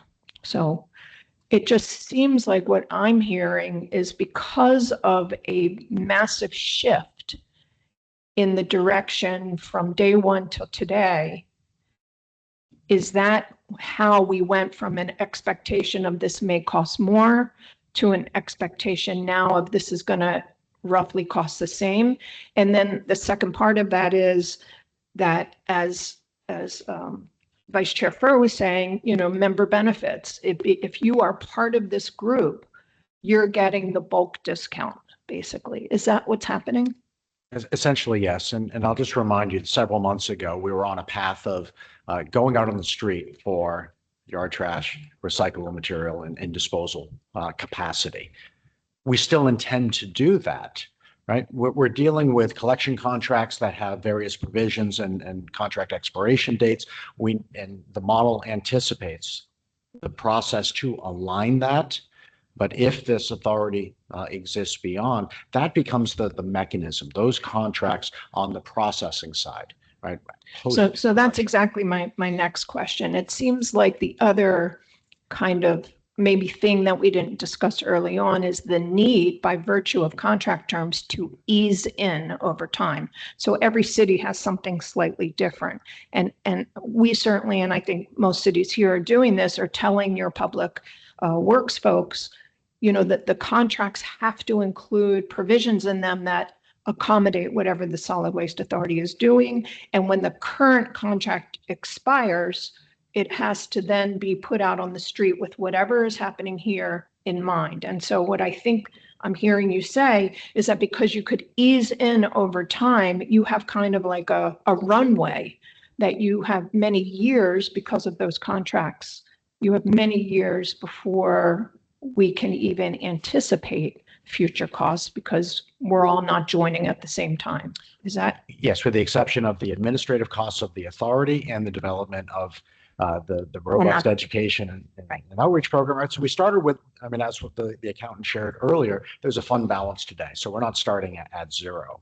Okay. As Vita shared, we want to move away from each municipality writing a check and the county matching it. Thank you. But move away from that and really put the financial burden onto the waste that's generated. Okay. And then I know there's a lot of questions, but my last one is when you talk about $5 per household, right? How do condominiums and commercial businesses factor into all of this? It just has to do with how much waste is generated in your household. So that 1.3 is on the average for Broward County. If you dispose of less, in theory, your impact might be less. How does that realistically look? Be hard to say. So it's a dollars per ton. We were just trying to translate that into a household by saying the average household generates this much. Okay, so it's just the volume of trash. And then when you spread that out over the number of households, it happens to be $5 a household. It's not, that's all. Yeah, it's $3.75 per ton is the way to look at it. Okay. And based on how much waste a resident or a business generates in a year, that would be the cost.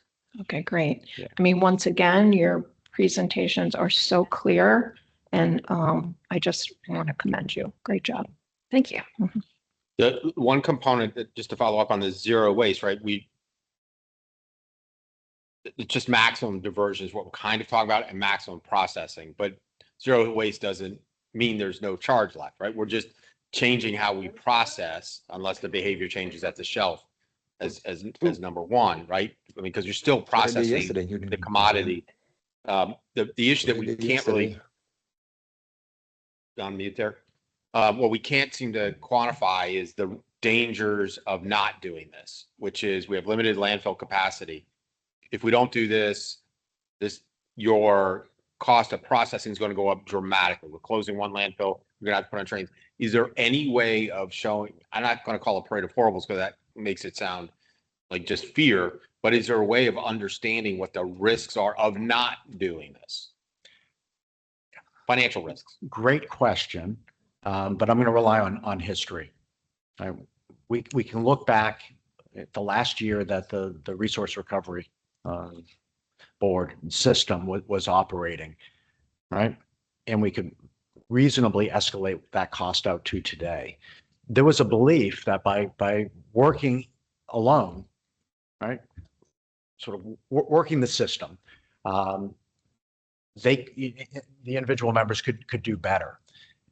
I think collectively we understand that didn't turn out to be the case. Otherwise, we wouldn't be back here. So working against each other puts everybody at a long-term disadvantage. Right? Somebody may be able to get a better rate, but they're optimizing for themselves. And past history demonstrates that is, I'm going to call it a teaser rate. Okay. Right, the full cost. Member Matera Ball, and then Member Rydell. Thank you, Mr. Chair. Thank you again for your presentation, very thorough. My question is in regards to, we have a plan in place if legislatively in Tallahassee, we no longer have property taxes. Like, how will we pay for this if we can't rely on ad valorem? This is a surcharge per ton of waste. Think of it like an enterprise. You're going to have big problems in the general fund, but you'll be able to pay for solid waste. Because this isn't being paid by ad valorem. Think of it like an enterprise fund, like water and it's much like gas. a sales tax, right? It's just an additional amount on the cost per ton when you go to the landfill or the transfer station. There's a surcharge on top of that, and that is remitted to the authority. The haulers will pay it as they cross over the scales. It has no relation to taxes. Okay. I also want to make that clear to our municipalities, because a lot of the conversations that are coming out of my city is this is coming out of our general funds, our ad valorem taxes. So just want to make that very clear. Yeah, it will be reflected in the rates that the customers pay. The haulers will pay the surcharge. It will be reflected in the collections rates. It's again anticipated to be a small of enough impact that it's not likely to be significantly realized to the extent that a utility is subsidized by the general fund. Yes, there may be some concerns, but the surcharge itself is not related to taxes. Right. I mean, that's part of the work that the individual municipalities need to continue to do to unpack so they understand how, if they are subsidizing, their residents that aren't seeing it. But that was a decision made to blunt it. So there may be some difference in that $5. Member Rydell, and then Member Bright Cruz. Thank you. For the purpose of the modeling, this is my main question. It kind of dovetails into Carol's comment. How are you defining, for the purpose of modeling, household? The number of households by municipality, but so household is a broad brush word, right? I'm trying to understand the term household. It factors into and how you the use it for the analysis purposes. only to the extent that we're saying the education and outreach is dollars per household per year.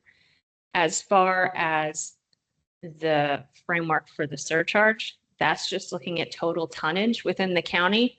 And the $5 is coming from saying that the average household in Broward County produces 1.3 tons of waste, times that $3.75 per ton gets you to that $5. But that's just to give you the anticipated impact on a resident. It is not the thing that factors into the analysis primarily. Does that make sense? Slightly. So it's like saying, Daniel's chomping at the bit to say something too. It's a factor. The 1.3 is a factor based on the waste generation study. In terms of the number of households, originally we were using census data. And then we ended up being directed to use Broward County specific, and I don't have the footnote reference, but we can get that to you. But it's data that was provided by, that is Broward County specific, endorsed by Broward County. Okay. To comment on two quick things, I'm with Carol. There is a breath of fresh air, but where there's, the devil's in the details of how you deliver this message. You want us all to have sticker shock. Do 3.75 times the respective number of tonnage that each of our municipalities are taking, and then you're going to see a number that has sticker shock. So it's very, very important the message is delivered effectively moving forward. Because if you want to scare people in this room, present it the other way in terms of the tonnage of municipalities taking per household, multiplied the 375 year one, and that's a number none of us want to talk about, just candidly. So you got to say that too. Carol's also correct, I believe, in the comment you made, and I think it's important to discuss. You say essentially we stripped down these expensive tools, but we did that, and I want this clear. We did that today, but the anticipation of future modeling year to year down the road and a 40-year plan is there will be expensive tools down the road, but we peeled them out today. Is that my understanding in terms of your long-term modeling? Correct. The only infrastructure in this plan is those 8 drop-off sites. I'm with you. Got it. So I just think that's another important asterisk, right? And then I guess the third portion, and this is, I'm just speaking to my colleagues, we are in my city, Coconut Creek, we're like 15 months out, Mike, 15 months out from a contract negotiations wait. I'm not going to comment on waste bids and things of that nature, but our contract stands today and our contract in the future gives Coconut Creek choice. And I cannot stress to my colleagues in the room that aspect of your own independent city's hauler contracts on that choice, because if you don't have that choice contractually, this is all for naught. And if I'm misspeaking, please correct me, all for naught. Because if you're locked into a contract, none of this is going to benefit you today, tomorrow, until you're able to recontract that in terms of giving your hauler all the power in the world and taking it wherever they want. Am I correct with that statement? I think that's an important point to make. To the extent that a hauler has a more favorable disposal or processing facility just outside the bounds of the county, they are going to see a surcharge and take their toys and leave the sandbox, right? They're going to take it somewhere else. But to the extent that you have that in a contract, that they're required to dispose at a facility within the county, you now have that revenue stream guaranteed. So it is important to remember from the perspective of the haulers that you will need to make sure you have control over that waste. That is the thing where if you have non-participating communities down the road, it could cause issues. This is the lawyer in me. Was the answer to my question yes? I agree with you. I just agree that I didn't mean to do that, but the answer to that is yes. It is yes, and it is a very important consideration because what you're saying, look at the cost in aggregate, is what these haulers are going to be thinking. So it is a critical thing that you have control over that waste. All right, that's all I have. Thank you. Member Brightcrest. I'm trying to, in my mind, this is fantastic information. It's all generally very good news. I'm trying to, in my mind, kind of get it down to a couple of nuggets that I can share with my residents. This is what I've come up with. It's probably way oversimplified, but I throw it out there because I want your direct impact to tell me, no, Steve, you got it all wrong, if that's in fact the case. So what I'm hearing is that that basically this is going to cost us, if we proceed with this, about $5 a household more going forward.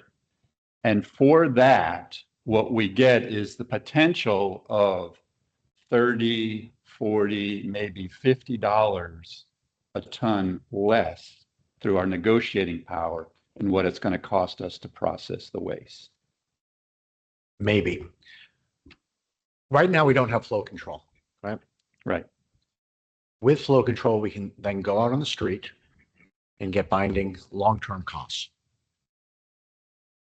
Yard trash processing, recyclable processing, and disposal. Yeah.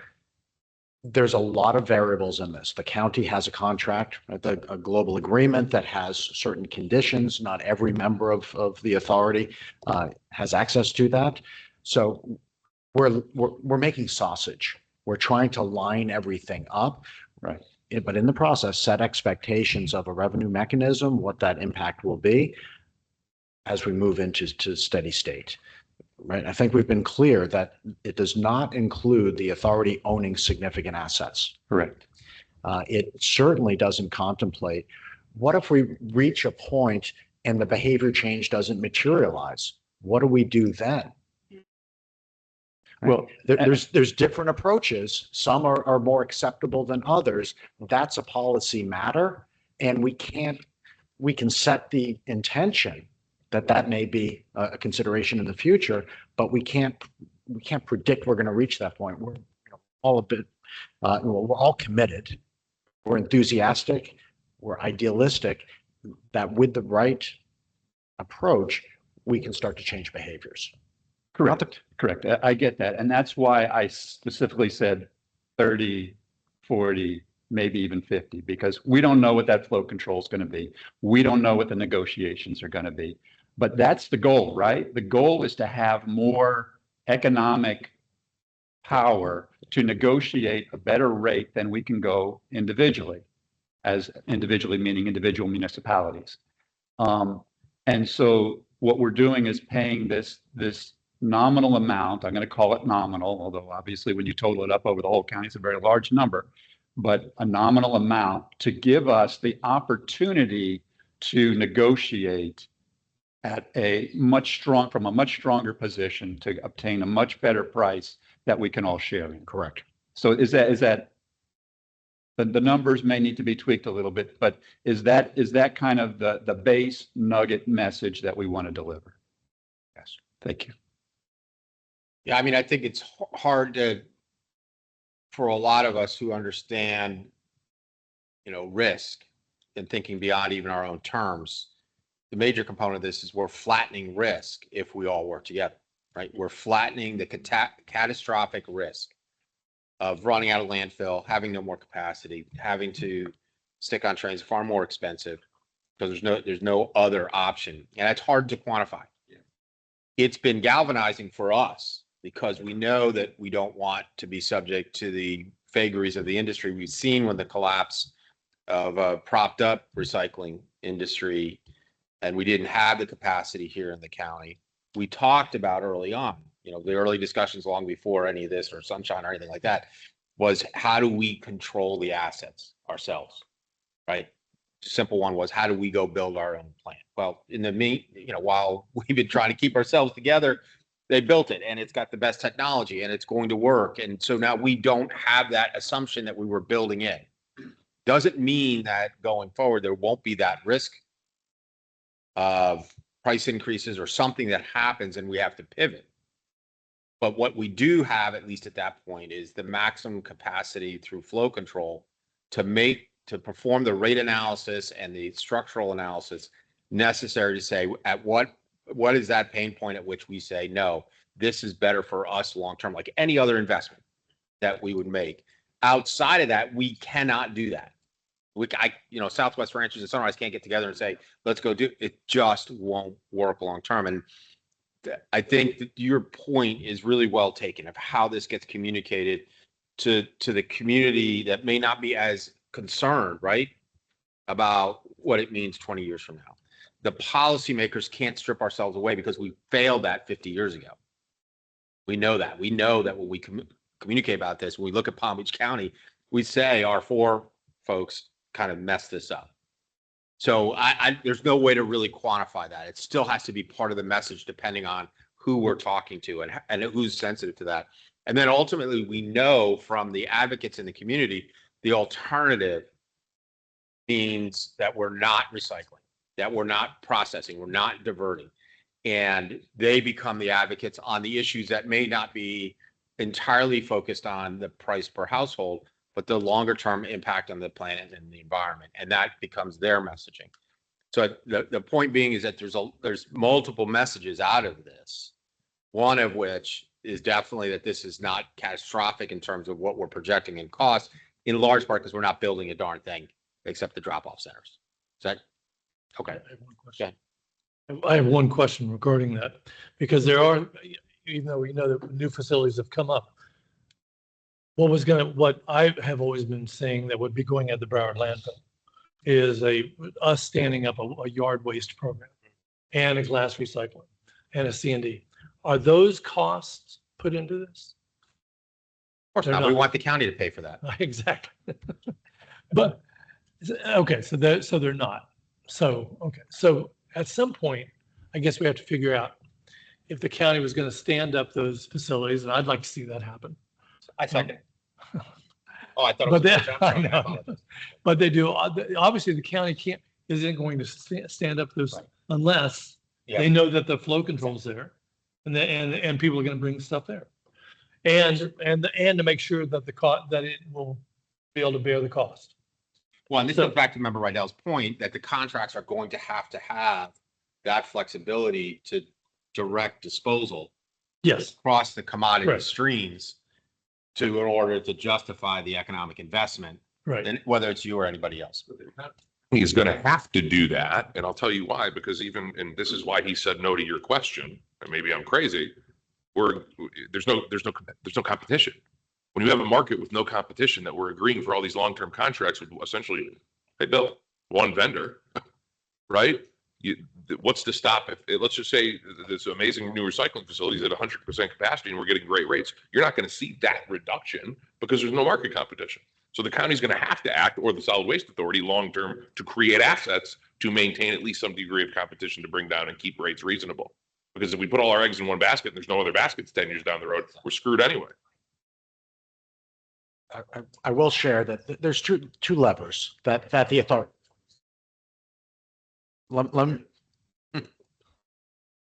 There are two levers that the authority has: tons and term. That's what there are fixed costs with the facility and with the operations. Tons and term has a positive impact on both. So is it going to be the same reduction? Who knows? You don't know until you go out on the street and you ask for binding prices. Member Colburn, then Member Morrison.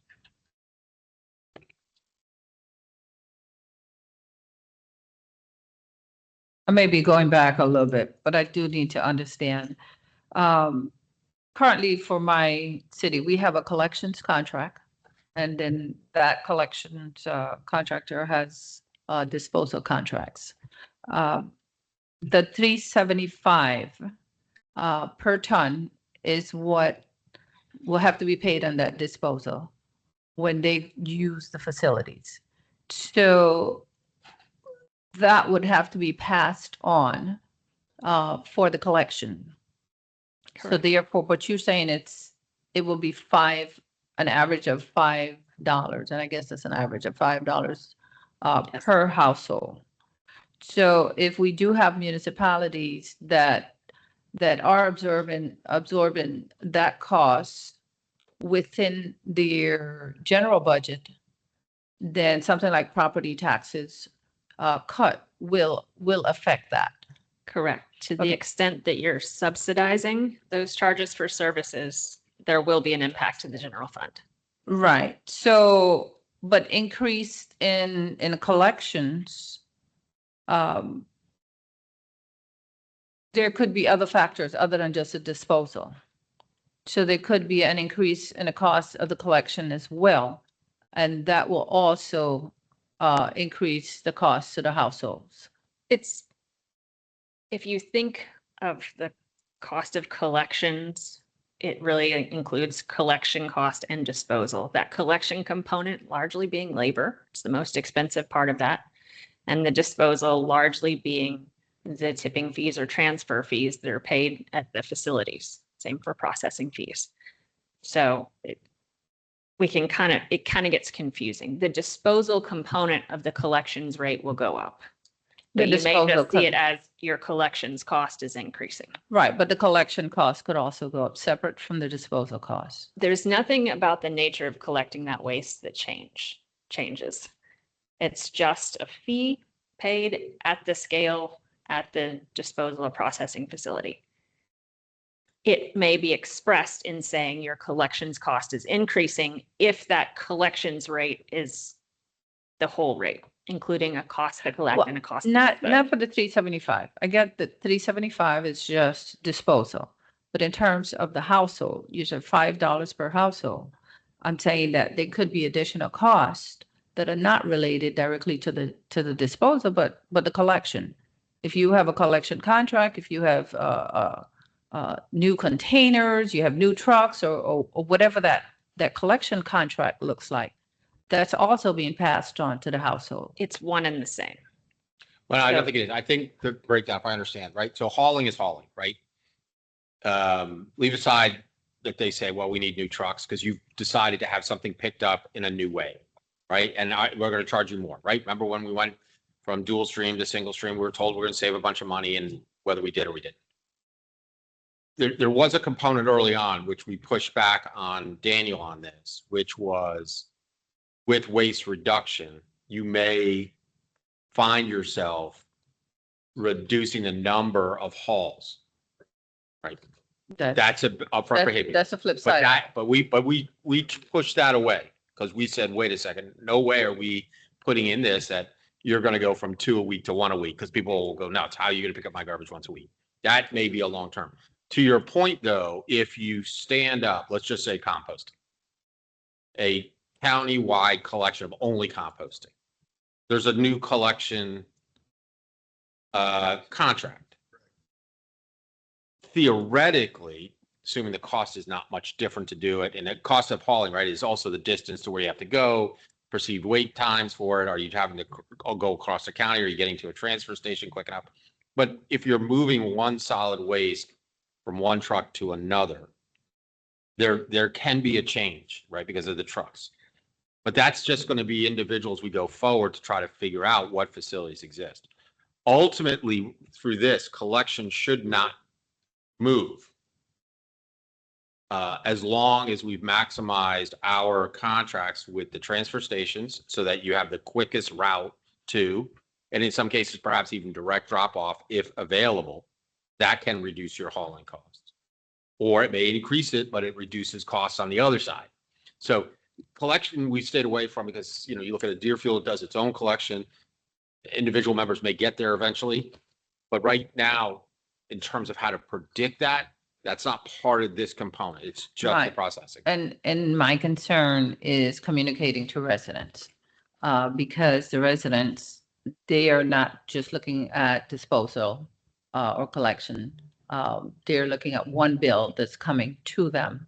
And when we say, oh, it's only going to be a $5 increase, I'm not sure that we could tell the residents that it's only a $5 increase, because it may not be realistic. That's where that $5 per household scares me. Yeah, agreed. Collection remains the responsibility of the ILA member. There may be reasons that cost increases. That is completely separate from this. What we're sharing with you is what is the cost per household for a set of benefits. We will work with you and your professional staff to understand how to utilize the information, and we need the feedback so that we can work on providing you with the tools to message it in the most effective way possible. We agree with you. Public trust is hard to gain and easy to lose, and we want to support you in messaging this properly. And we wanted to provide the look today of where we are. I would caution you against declaring moving forward as a nominal cost per household. What I do ask is that please send your questions to us so that we can compile them, address them, and continue to refine our analysis. We'll be back before you in another month, right, to keep to the timeline. We understand how important and critically important this particular element is. I mean, we joke amongst ourselves. I mean, we're in the weeds. We're what we describe as inside baseball, right? We're talking about it. We understand the nuance, and we want to meet you with what we know, what we've assumed, and then hear your feedback so that we can package this up in a way that can be communicated honestly, transparently, and with great clarity. No, I appreciate that, because when it comes to household, it's the municipalities directly that's dealing with that. And we don't want to put out that it's one thing, but the municipality has to do something else. And, given the structure of the organization, this is the venue that we were able to have these conversations. Just before we go to the next comment, members, we were set to 11:30. We have 2 items that are still very important. Can I have a motion to extend for another 15 at least? Motion by member Rydell, seconded by member Orland. All in favor, say aye. Aye. Member Morset. Thank you, Chair. I hear this discussion, everybody's worried about cost and cost control, and I appreciate that. But I also want to point to that if we're not spending the correct amount of money, we may end up with a non-sustainable system. And I just want to point to Lake Okeechobee, what happens when you're not dealing with an issue in a timely manner and spending the money in the right time frame, because it just becomes a lot more expensive to clean up for future generations. So a little bit of courage to my fellow commissioners here that, yeah, we need to spend the money, the right amount of money. And we need, of course, we need to be accountable, but we have to spend this money. Thank you. Thank you, member Morset. Member Orland. Then sorry. Thank you. Daniel, as you're soliciting comments from us, it would be helpful if you could provide more details to the members and have that sent to us about the underlying assumptions and the math that went into coming up with this number, so that, and what was not, what was and not included in that, so that we have a little bit more to go on before we provide you feedback. Yes, and that is our intention. Okay. First, we had to construct or populate the model, refine it. Our deliverable on this activity is a memorandum that explains it all in black and white. So that's our next step as we're gathering this input. I know this is the first presentation of this information. It'd be important to get with at least one group, which is the city managers, make sure that we communicate this PowerPoint, and to member Orland's point, the assumptions that went in, because we know how city managers look at things as well, right? So we need to do that probably in an expedited fashion so we can get comments back from them as rapidly as possible. Member Shuham, and then we really need to try to move on. Okay, just really quick, and maybe this is in the next iteration, I'm just curious as to like the legal mechanism for charging the $375 per ton. Is that an ordinance? What is it? How do you do it?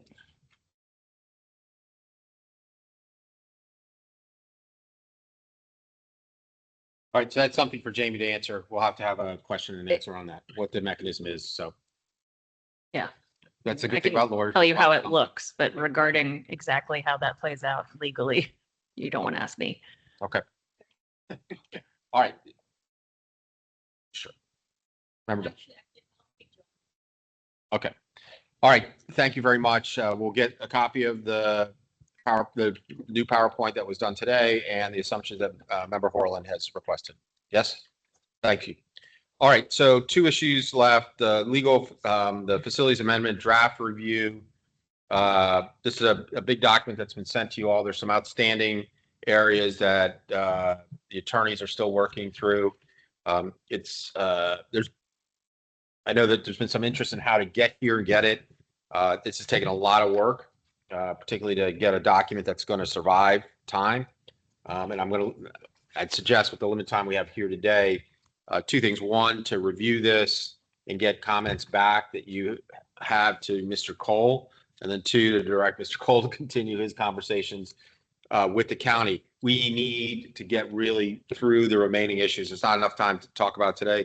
We just need to get through the remaining issues, or get to the point where we have narrowed the policy choices in the document, A versus B or whatever, just so we can have that discussion in the February 9th meeting and come to a final document.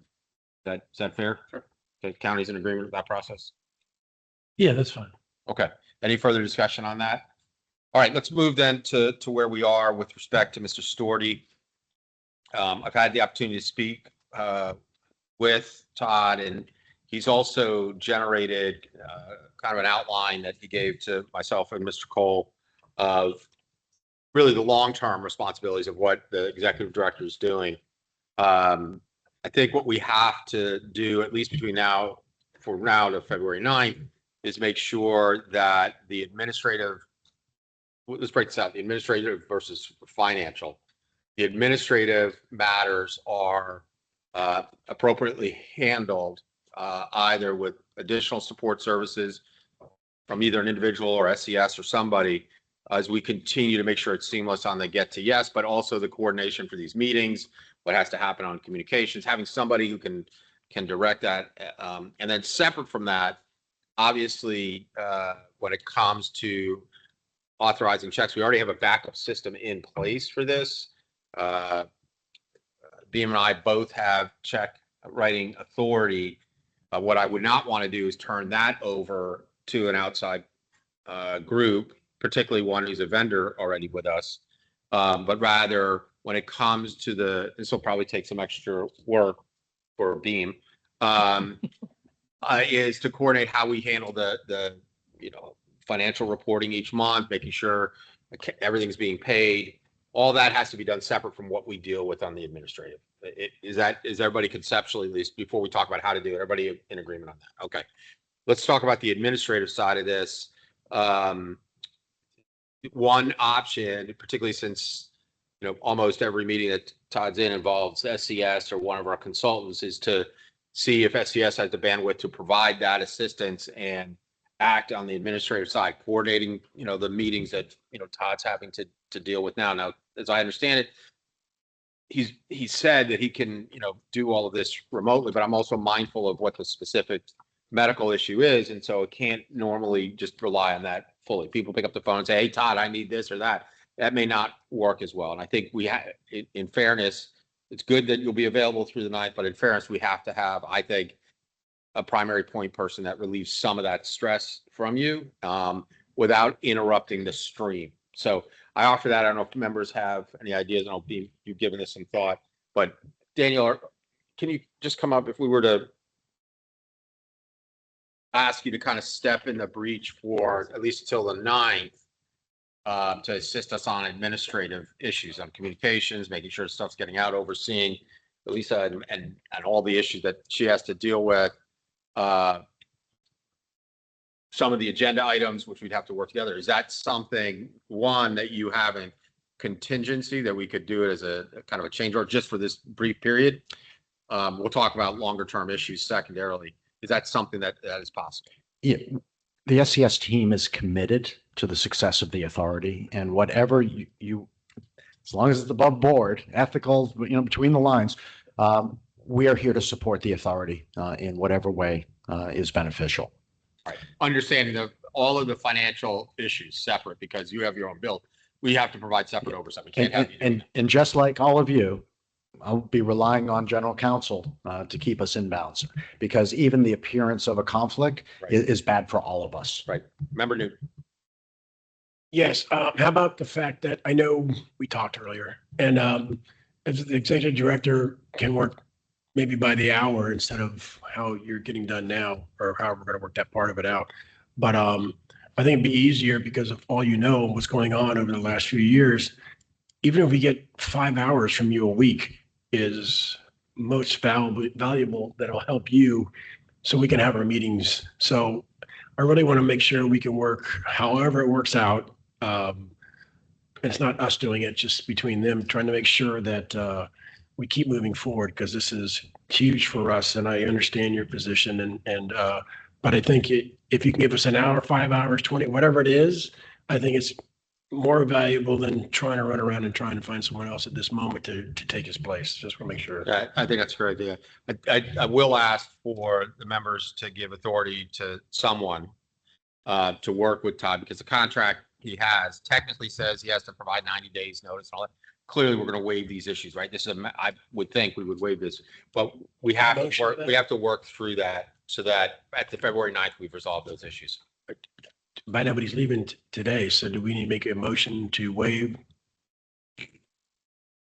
Yes, under Todd's agreement, he's required to give 90 days notice or some other amount mutually agreed. So yes, there should be a motion today to agree to allow him to waive that, to make it just. I'll make a motion to waive those. Till the 9th of February.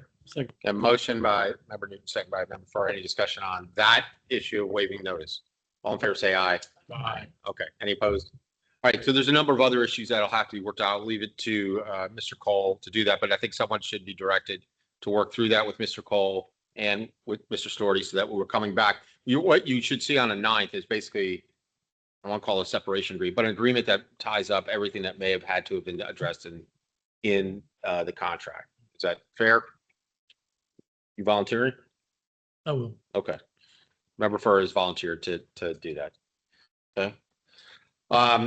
Then what does this look like? What do you project if you were to assist just till the 9th?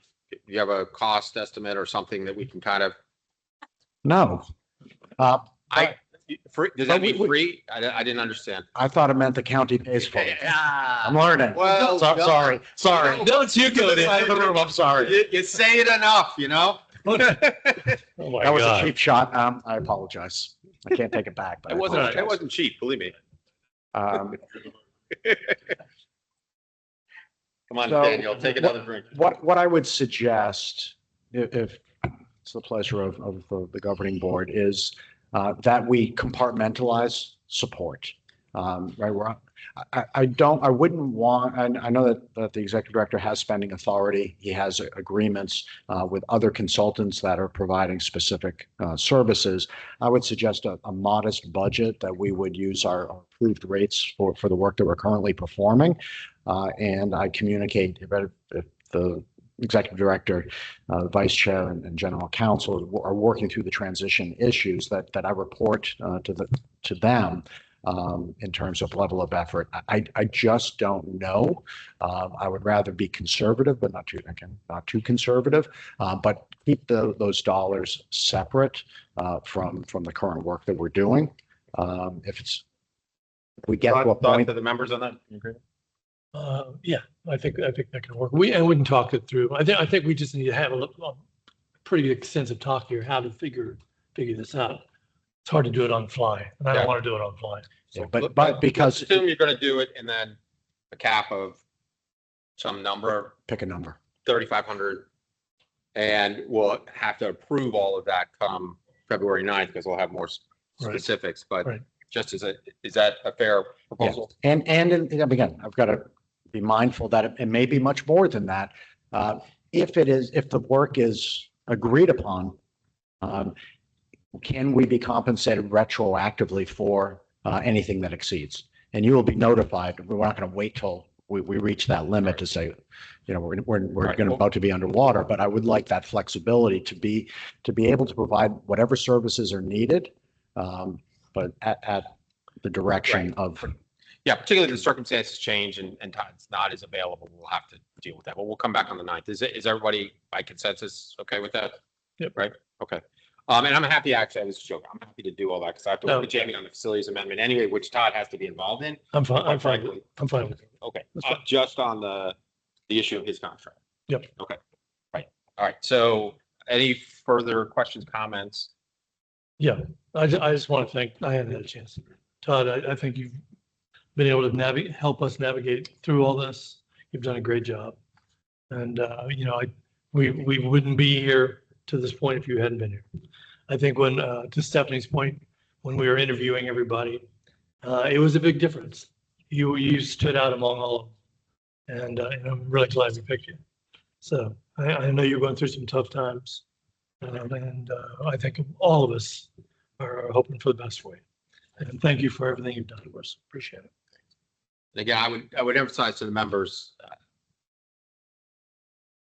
I don't know that I would have been as sheepish or apologetic about having to leave, given the issues. It's a credit to how much you've poured into this.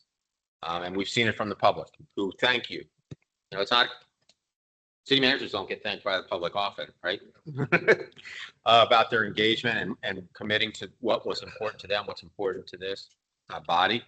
And I know that this is something that you did torture yourself over, and I wish you had, because it is that important. Yeah. We'll continue to work, over the next, few weeks to this smooth transition, and our thoughts and our prayers are with you, but we also want you to focus on family first. This body is going to figure this out. We've, if anything, it's a challenge. And when we come back on the 9th, we'll talk about what the longer term issues look like and what those are. But for today, on behalf of myself, entire SWA, and all the member communities, as well as the communities that haven't joined. Thank you.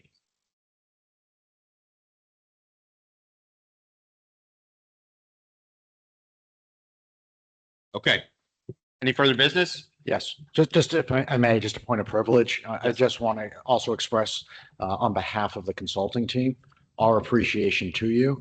You have been a gentleman, a scholar, and a great leader, and a great partner to work with. I know how challenging your position is, right? You're dealing with a large body and a lot of movement and a lot of concepts, and you've given us the clarity I think to serve the authority in the best way that we possibly can. So on behalf of our team, thank you.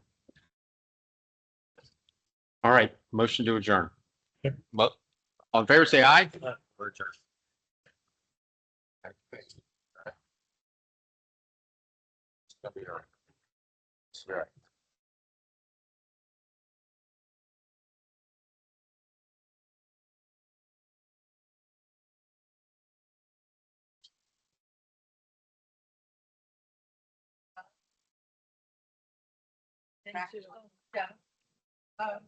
If you have a feeling.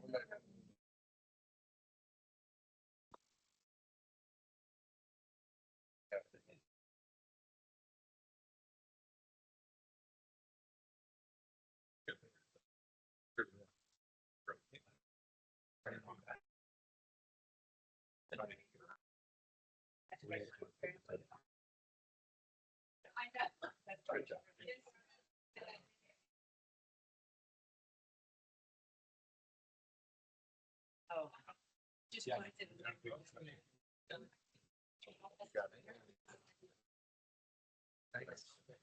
Oh, there's water.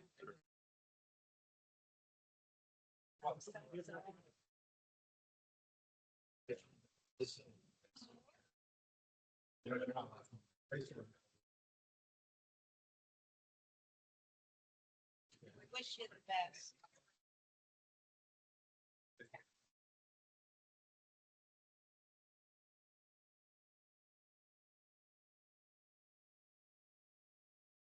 I love it. Don't get me wrong. Got some talk. Yeah.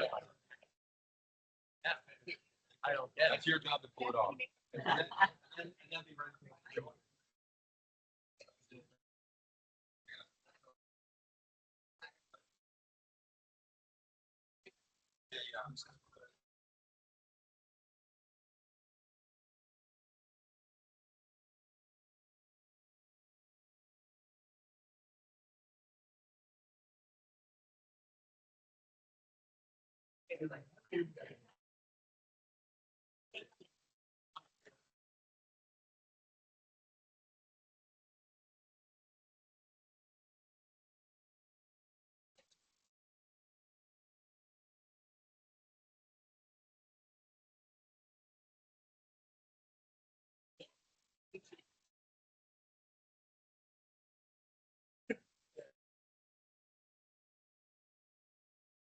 Yeah.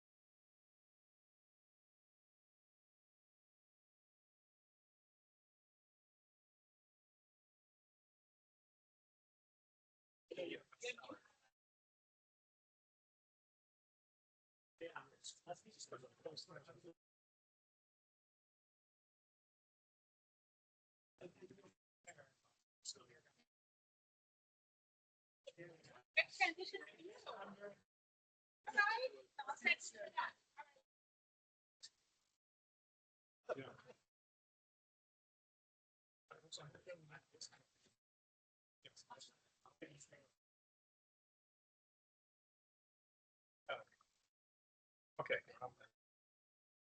I'm so that's good.